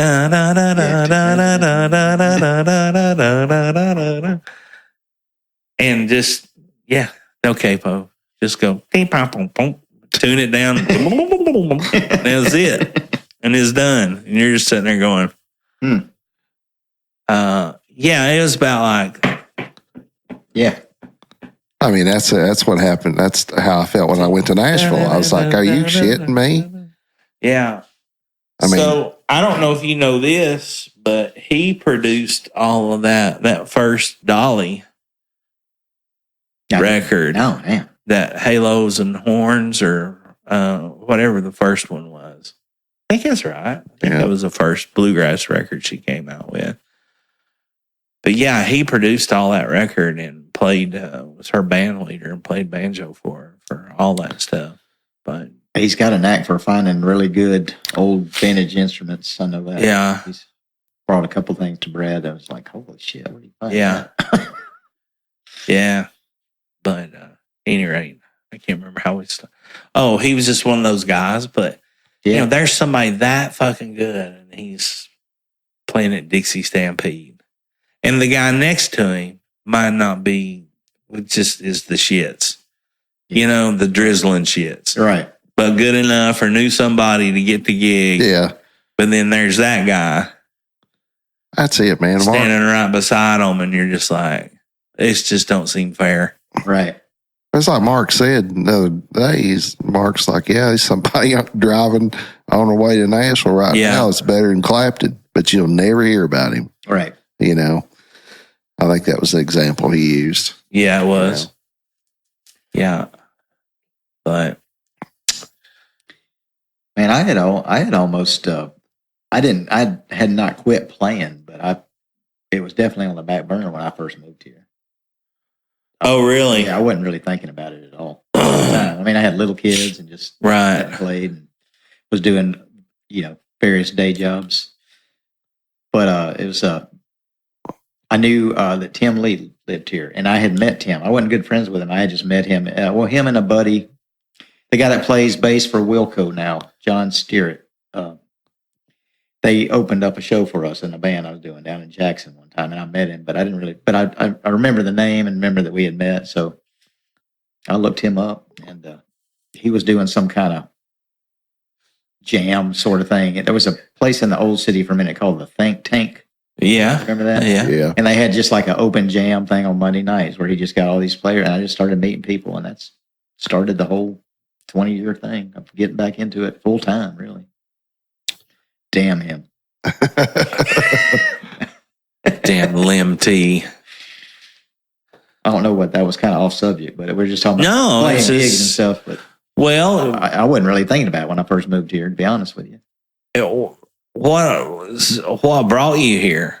Katie's job. Okay. She took a job with this company, W.W. Norton. That's a book company. Like if you ever had the Norton Anthology of anything, they're big, kind of very reputable book company, and they're still privately owned. So there was, when she first started, it was still a lot of integrity. We're just about the books, and we wanted to be great. I mean, a lot of colleges wouldn't use them because they're like, this shit's too hard. This is like the real scholarly stuff. Right. So she started out in sales with them, and that's why we were in Florida. We went all over because she was in Florida territory for a minute. We lived in Gainesville for a year. It was a terrible year.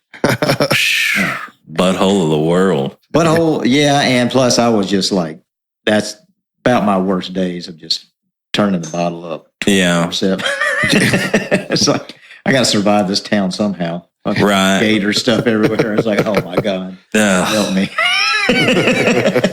Anyway, but then she got a job up in Connecticut, the New England territory. And I thought, well, that'd be fun because my dad had taught for a year at Middlebury College, Vermont.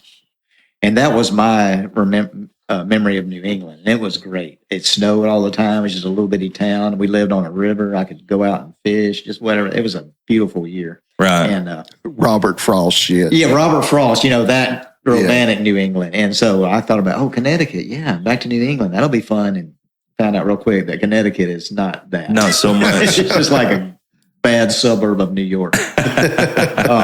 So we lasted about 2 years up there. That's where Isabel was born. And we were just dying to get back closer to family, back south. And a job opened up at the UT Press on campus, some kind of editor position or something. She applied and got it. And I had played in Knoxville before. I'd never been here much besides a random gig or two. Yeah. I was like, sure, Knoxville's good enough. I mean, good as any place. Seemed to remember liking it when I played there. Yeah. So that was that. And I took a job. I was working, I worked as a librarian. I just kind of fell into like going to wherever she goes. I'd go to the school library, like the academic library, like University of Florida, University of Alabama, wherever, and just doing that kind of work, man. Yeah. All your just having to show up at the school library. Yeah. Well, any place there were young people. It's kind of, yeah. I just have always been attracted. Just keep talking. Yeah. I feel like I've touched many of them. Oh no! In academically speaking. No, so I was just doing that. It's and then it just kind of dawned on me. It's like, man, I can make a lot more money teaching guitar than doing this, and have my own schedule. And I started doing that after I was here about a year and at Rick's. Just he said I could teach out there, and I started all that. Been doing that for the last 20 years or so. Where was Rick's then? Where the open court is.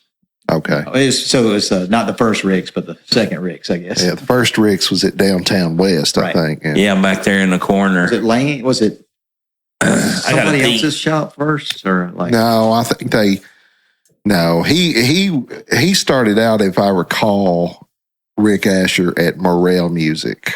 That was it. Yeah. And that was over there where it's actually sat basically where that sub shop is behind Walgreens, right where Kingston Pike and Morel are. Yeah.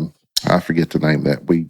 Not Jersey Mike's, but it's Firehouse. Firehouse, yeah. There used to be a little strip center there. Oh, and that's where it was. And that's where Morel's was. And then because I remember, back then you had Morel Music. You had this before Rick's. You had Morel Music. You had Rob Payne's. I don't know if you remember Rob Payne's. It was in downtown West on the other side, like where there's a chocolate place and behind Mr. Cool's shop there, that shopping center. Yeah. Rob Payne's was there. Yeah, we moved here in 2002, so it might have been before then. Well, or if it was, I didn't know about it. Rob Payne's was the drum store. Okay. He had that, and I think he had Jackson and Charvel. It was the Charvel dealer. This was right before Guitar Center. Gotcha. Which it was Musician's Friend. Musician's Friend, yeah. Originally. And of course, Pick and Grin had that. He had Broadway Sound.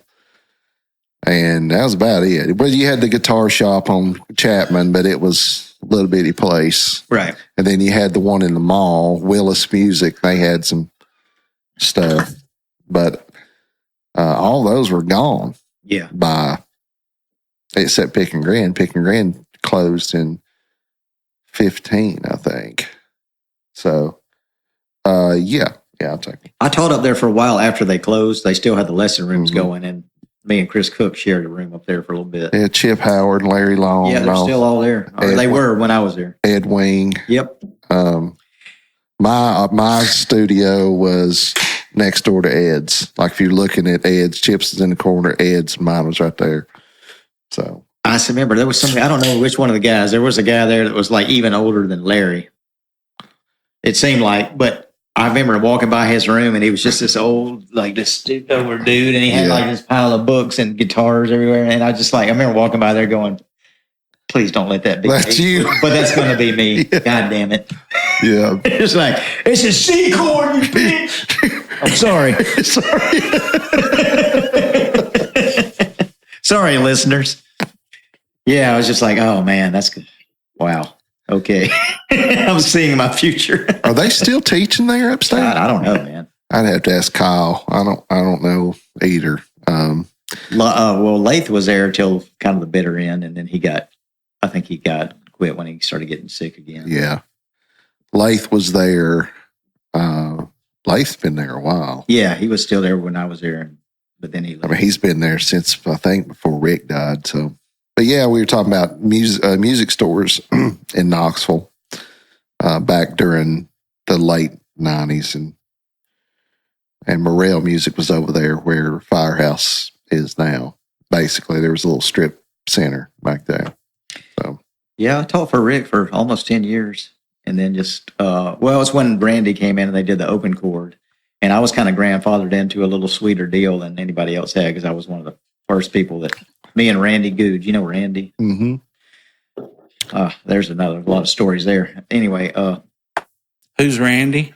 He's just another old guy that taught there at Rick's. He's from Cookville and just an old I know who guitar he is. teacher. Well, He's really happy guy.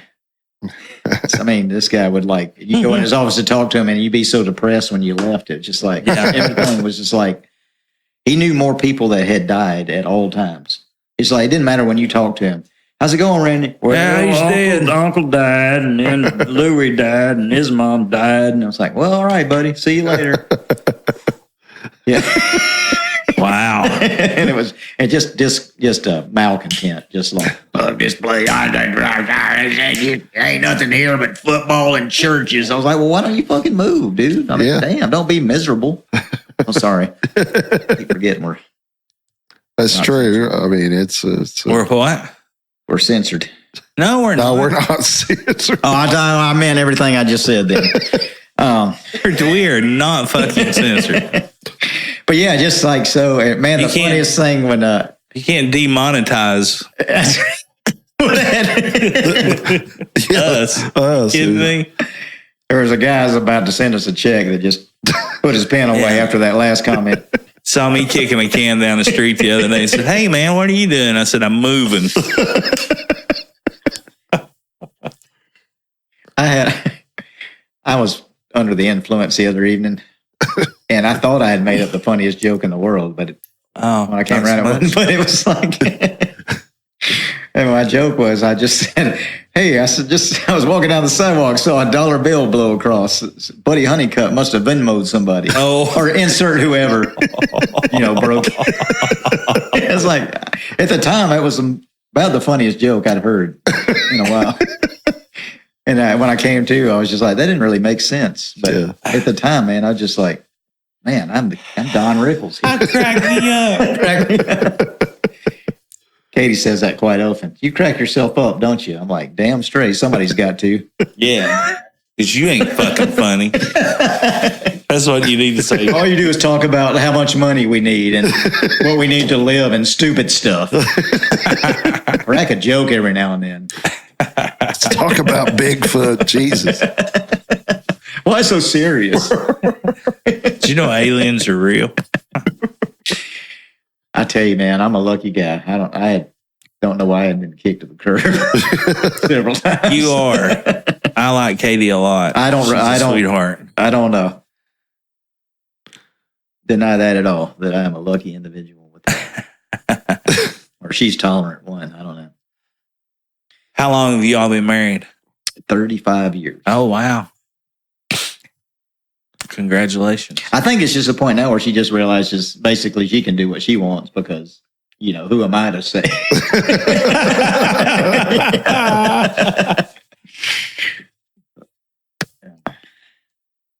But it works out, yeah. Now, your Ike is still at UTC? He's still in Chattanooga. He's not currently in school. Okay. He wasn't into it too much in the first place, and then the pandemic hit, and he was like, yeah, screw this.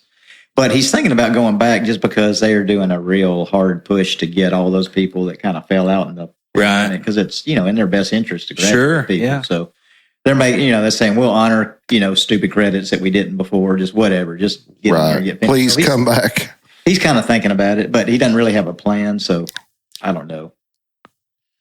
He's just trying to figure it out. Good luck. And I don't think he knows what he wants to do. Right. Well, fuck. Who did? Who does? Who does? I mean, I knew more of what I didn't want to do than what I wanted to do. Yeah. Or that it would be obtainable to do. That's the thing too. And Izzy's at Western Kentucky. And now she's the one member of the family that is poised to I don't know how fulfilling her life will be, but she's poised to make a lot of money because she's in.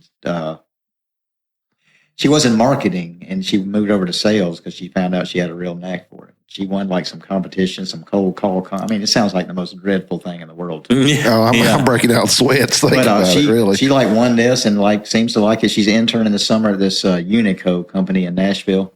Yeah, driving down there, and they'll. I'd be surprised if I didn't want to hire her, but I told her, well, don't take the first thing that gets offered to you. Right. But she's killing it. She's just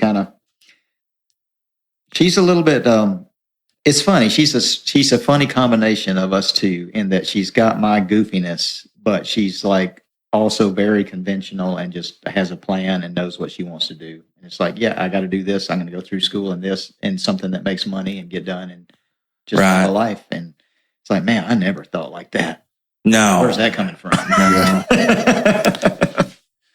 And Ike is just more like me. He's just like, he's into cool stuff, but he doesn't really know what he wants. He knows a lot of stuff. He's interested in tons of stuff, but he's just figuring out what that one thing is. I'm just like, dude, man, learn a trade, learn how to weld, man. Yeah. Working with your hands. It doesn't have to be school. I'm not pushing him there, but right. The only reason I wanted to finish is that he started. I'm just like, man, you might as well just knock it out and at least have that. Yeah. And if you can stand it, don't go into debt or if you can't help it. But I tell people that hell, if you don't know what to do, then just try something.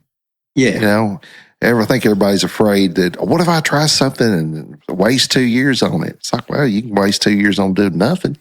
Too, just try something. If you don't like it, switch. Sometimes I wonder where I've wasted 35 or more.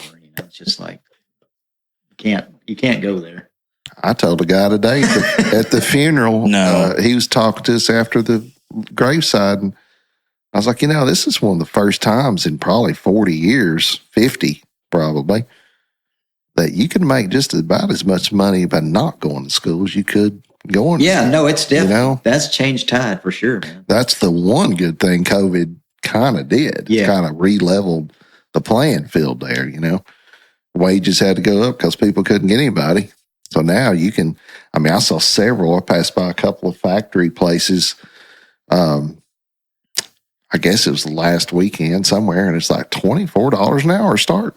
My God, if I thought I made that coming out of school, I could never coming out of school thinking, man, $30,000 a year. That's what we need. Oh yeah, that was big money then. Yeah, and Yeah, if you knock down $3,000 a month, you were. I thought. Yeah. Oh yeah. Yeah. That was the key. That was shit, I still feel that way. Yeah. No Me personally. Yeah. No shit. If I hit 3 in a month, hey, Katie, I'm contributing. See, I can do this. She's like rolling her. Yeah. Oh yeah. Thanks a lot. See, I told you all those dick jokes would pay off. Just hang with me. I know it's been 35, but yeah, it's going to be fucking rolling in honey here. I might hit 3,500. Hey. And then look out. You gotta have goals. Hey folks, if you're looking for a cool, eclectic place with an outside patio, plenty of UT sports games, cold beer, and live music on the weekends, then look no further than one of our homes away from home, Trailhead Beer Market, located at 1317 Island Home Avenue in South Knoxville, Tennessee. Trailhead is South Knoxville's first beer market, situated on the banks of the Tennessee River and in the backyard of the Urban Wilderness and Iams Nature Center. You can find more info on Facebook and Instagram about specials, live acts, and the goings-on, and be sure to tell them McGill and Jamie sent you, and have one more for the good guys. Oh, man. Yeah, well, we've had some good times playing music together. Yeah. Had a few trips here and there, and lots of different gigs. I think Kimbrough's the one that actually hooked me and you up together. Yeah, I remember playing a gig a long time ago with you. It might have been the first one. Was it? It was me and you and maybe Kimbrough on bass, maybe not, but Hunter on drums, and it was what was that festival they used to have? Oh yeah, that was we did I remember Rhythm and something. Rhythm and Blooms. No, that's the one in Johnson City. Right? Yeah, that's the one in Bristol, isn't it? That's Rhythm and Roots. Yeah, so it was Rhythm and Blooms. Yeah. Here. Okay, yeah, Dogwood. I remember I was playing my old red Strat, so that was a long time ago. I still got that guitar. I just don't ever play it much. Yeah. Yeah. How long you had that guitar? I bought that thing. It's a 79 that I bought new in like right around then, 80. Maybe. Yeah. Been hanging out in the store for a bit, but just bought off the wall, Tuscaloosa Music Service, $500. Still remember. Nice. And I bought it because it was the closest to the red Strat that Mark Knopfler played. Is what they had. It was like wine red, so it wasn't quite right, but it was like, that's close enough. Yeah. Red Strat, hook me up. Not knowing anything at the time that it was totally, it was like a 70s model and heavy and not the same as what he played. Right. I didn't know. Yeah. It's like, hell, Stratocaster. Well, yeah. Well, that's a whole, gear. Oh, God. Jesus. I've gotten over it finally. Yeah. And I think, it was made worse by the fact of working with somebody who was just being around it 24/7. I know that's why I went guitar crazy. Because you're working with a guy who's bringing just guitar after guitar and just like, oh, I want that. No, I want that one. Let me trade you that one for that one. And just years of that. Yeah. And finally, I'm just like, you know what? This is stupid. Yeah. I'm just like, just keep something and play it. Yeah. So I finally get, I got my 2 or 3 guitars now that I've had forever. And they pay you all the same. Exactly. Yeah. Yeah, but then there'll be that one, though, that comes along. You're just like, oh. Yeah. I miss the idea of like that. What was cool is when that red Strat was my only guitar. Right. For years. And you bond. I miss that bonding with one. That's your like horn players. You know, they show up, they don't have like 18 saxophones. Well, they have a few different ones, but they got their main acts and you really get to know it and you bond with it. Yeah. You've been through times and I kind of miss that because everything just seems kind of like, this is the one for tonight, whatever. Yeah. Yeah. I kind of feel that way with my acoustic. It's kind of like. They've been through a lot with you. Yeah. Oh, God. Yeah. A lot. I still haven't got my your telly, my red, white, and blue one back. What were they doing to it? Eddie. Oh, maybe next year. He's slow, man. What's he doing to it? I quit kind of recommending him just because he's just so slow, man. Well, he called me, so I took it in well before Christmas, and he said, "Yeah, it'd be 3 weeks or whatever." And I said, "Well, do you mind if I hang up a poster here for the Christmas show?" Yeah, that'd be great. And then he called me back like 2 or 3 days later, and he goes, "I'm going to try to get that thing done for you for the Christmas show." It's like, "I know you'd like to play it." I said, "Okay, that sounds great." And then, didn't happen. He called me in March or February and was like, "Yeah, I'm going to have that." Or I probably shot him a text or something. It was like, "Yeah, I'll get that to you in about a couple weeks." Yeah. I've just been covered up here lately, blah, blah, blah.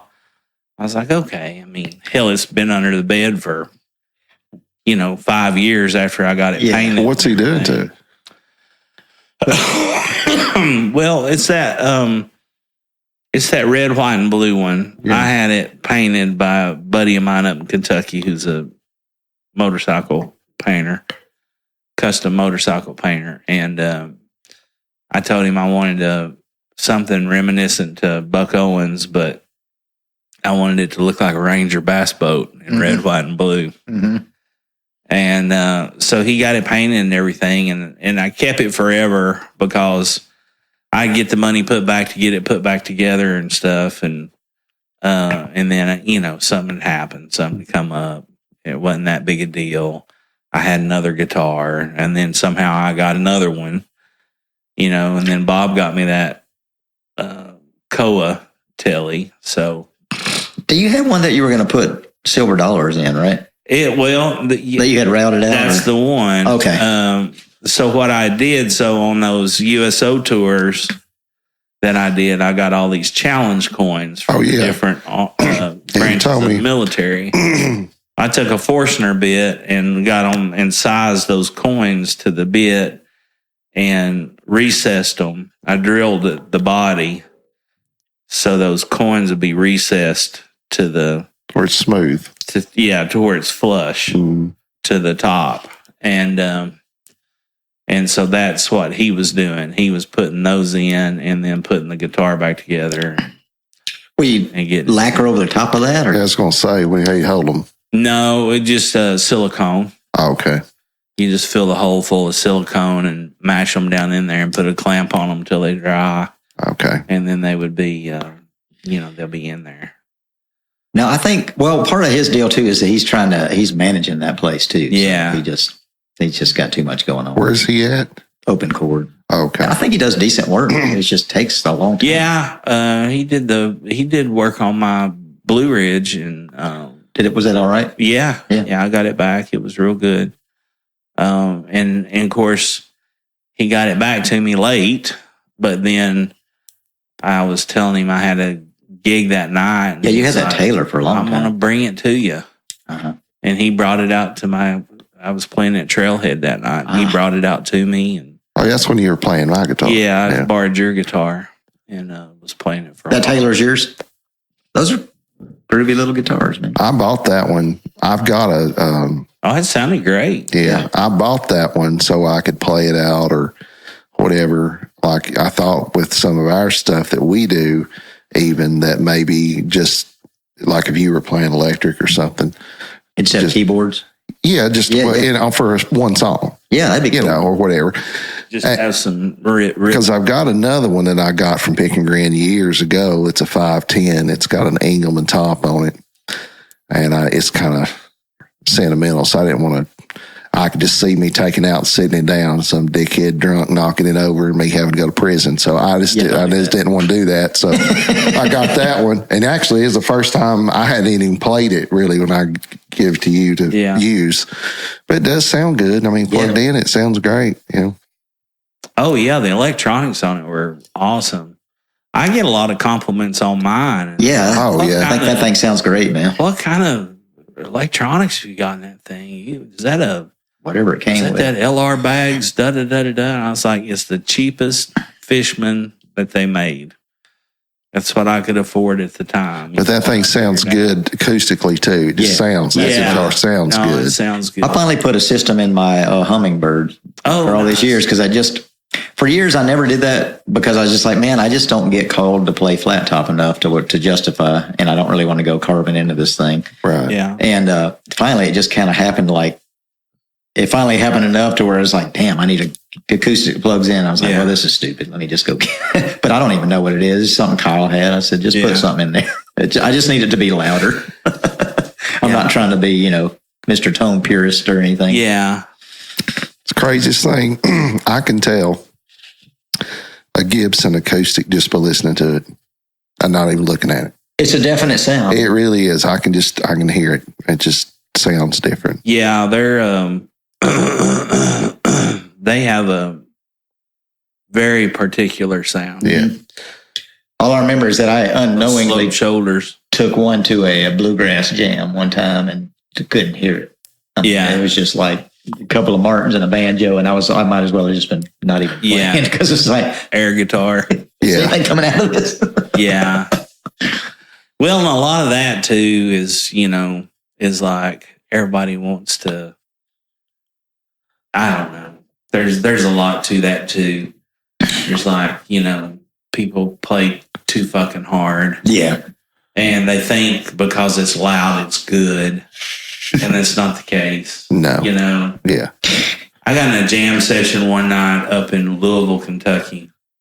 And I was just lucky enough that this guy invited me, a banjo player that I was playing with at the time.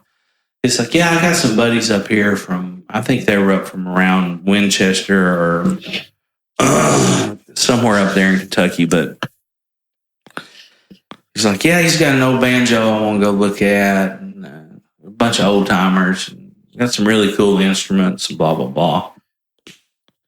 We get up there, and I meet the guys and everything, and they're super nice guys, and like you said, they were old timers, but I just kind of got to scanning the room at this jam, and of course Floyd is talking to the banjo guy, that's got the one he's wanting to see, and I'm like, what is that? And they were talking all banjo nerd shit. And, he was like, it's a 1937, RB5 or whatever. All original, 5-string neck. I mean, it was $150,000 banjo then. All right. Yeah. Then. And this was 20 fucking years ago. Yeah. And then, wow. I see the guy playing this mandolin, and I recognize it, and it's an old Fern, so it's the 20s. It's just a lot of nice old. Oh. And then the fiddle player, was playing some kind of hand carved, German fiddle. Bass was a Jusic hand carved upright, and then so Floyd was talking to him, and it's like the guitar player there. I mean, he was all right. He wasn't very good, but a really nice guy. Mm. And that's all those guys were about. Yeah. But a couple of them have been old bluegrass boys back in the day, and and played with this one and that one and blah, blah, blah. And, I was talking to the guitar guy, and Floyd was like, "Oh, Mike's a hell of a singer and a guitar man, rhythm man." And the guy just goes, just takes the guitar off and hands it to me. I'm like, it's okay, man. And he's like, "Oh, no, get in there and sing you a few songs. Floyd says you're good, you got to be good." And so I just jumped in there and sang 2 or 3 songs, and was having a really good time. And this guitar was sweet. It was, it was really nice. I knew it was an old Martin, but I didn't know what it was. Well before I knew, I just picked all of those up in conversation. I was listening, and I said, "Boy, this guitar sounds good." And he said, "Yeah, it's a 39 D28 herringbone." I was just like, I knew. You knew what it... I knew, but I didn't know. Right. He's like, "I'll sell it to you." I bet you will. Yeah. I said, "I bet you will." And he said, "Yeah, Ricky Wasson plays with J.D. Crow's been thinking about buying it for a couple years now." I was like, "How much you want for it?"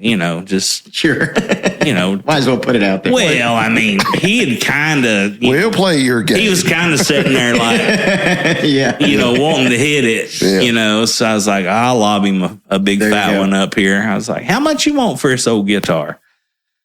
He was like, $22,500. I was like,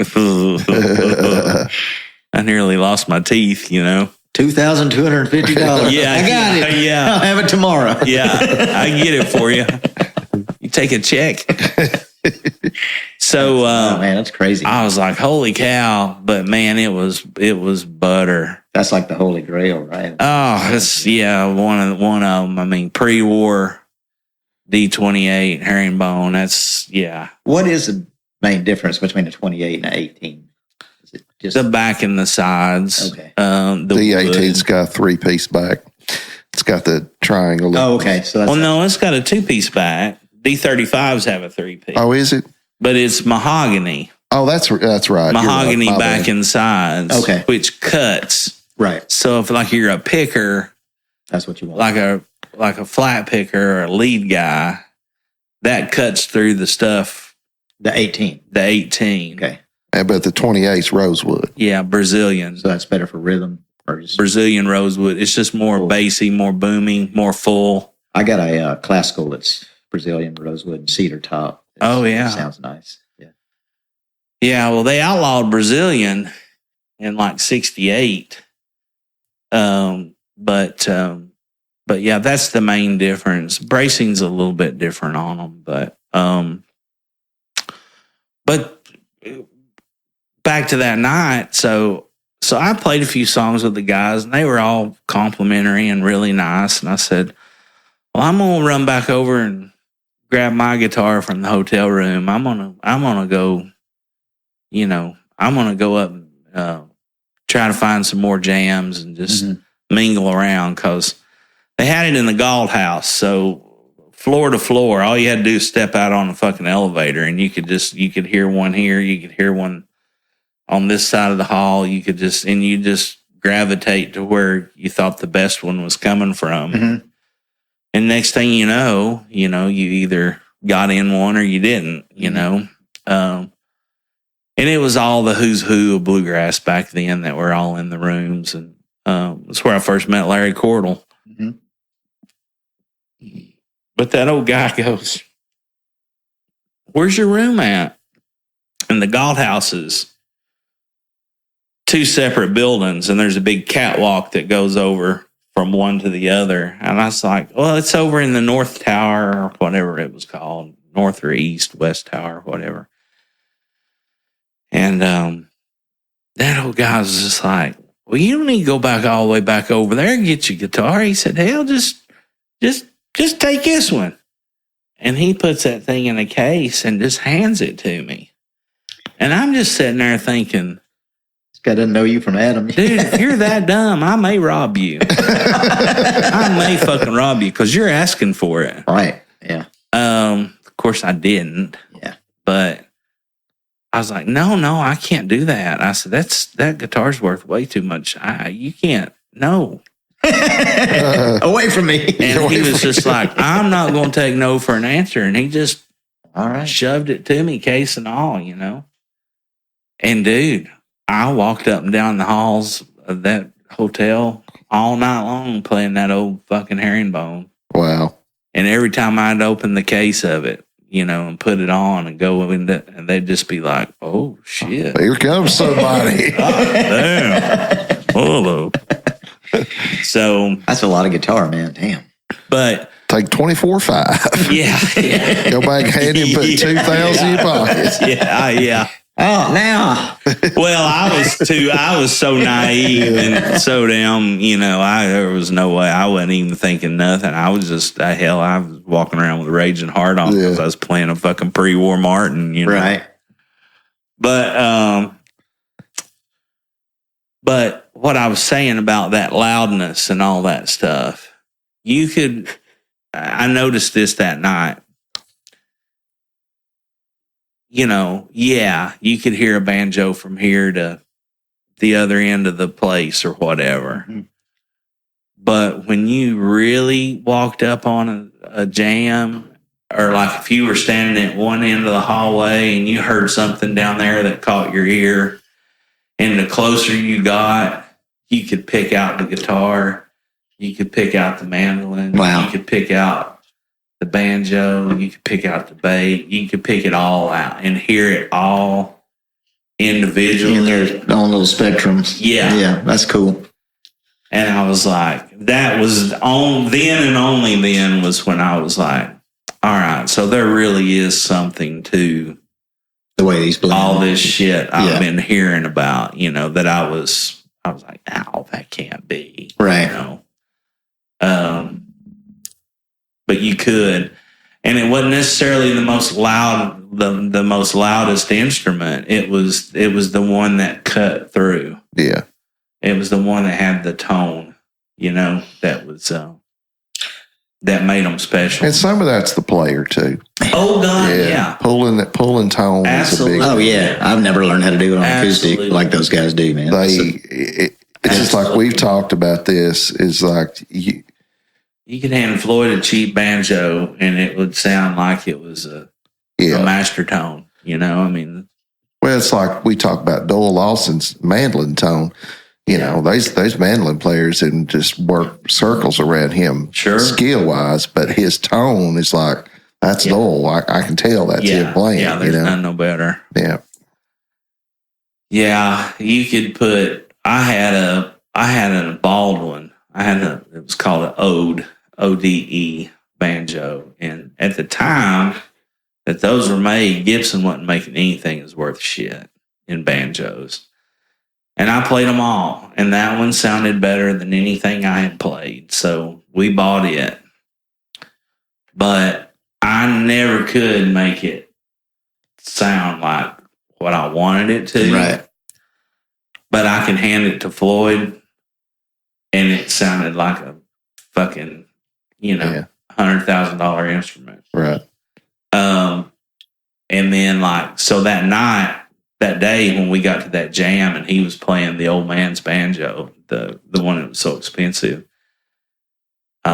he was playing it, and the old man, I'll never forget this. The old man looked at him and said, "This sounds like little bells, don't it?"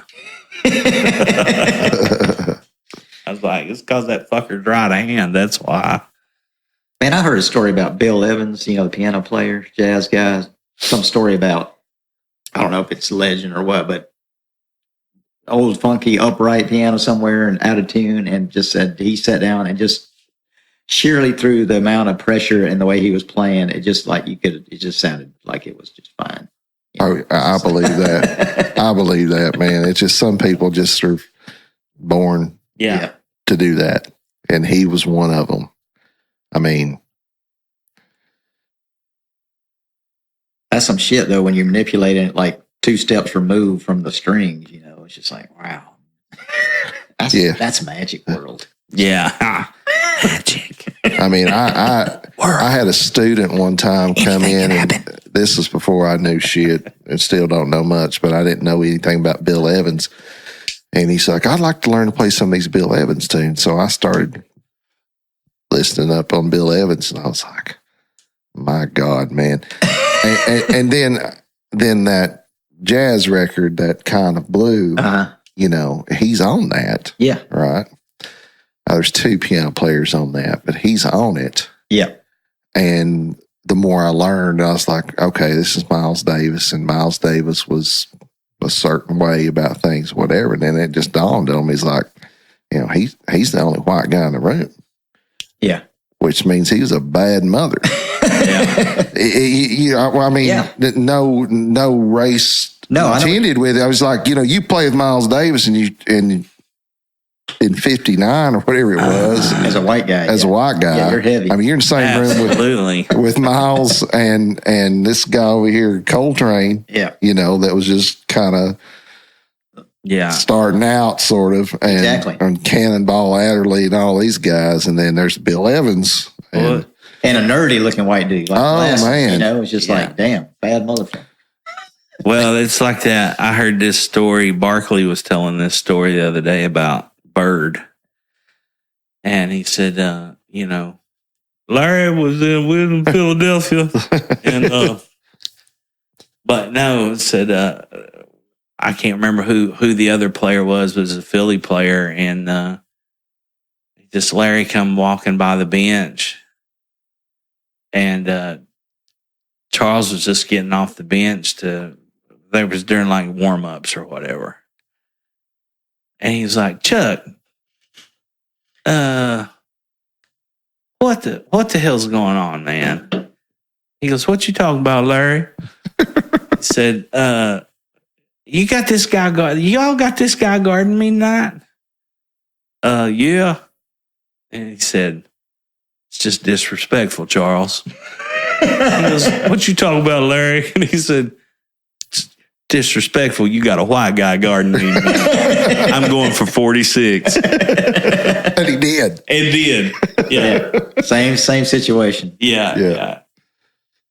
Well, and I didn't know that he had passed, but I was looking up. There's a guy, I know him by Joey D, but organ player. Oh, yeah, he just passed recently. Yeah.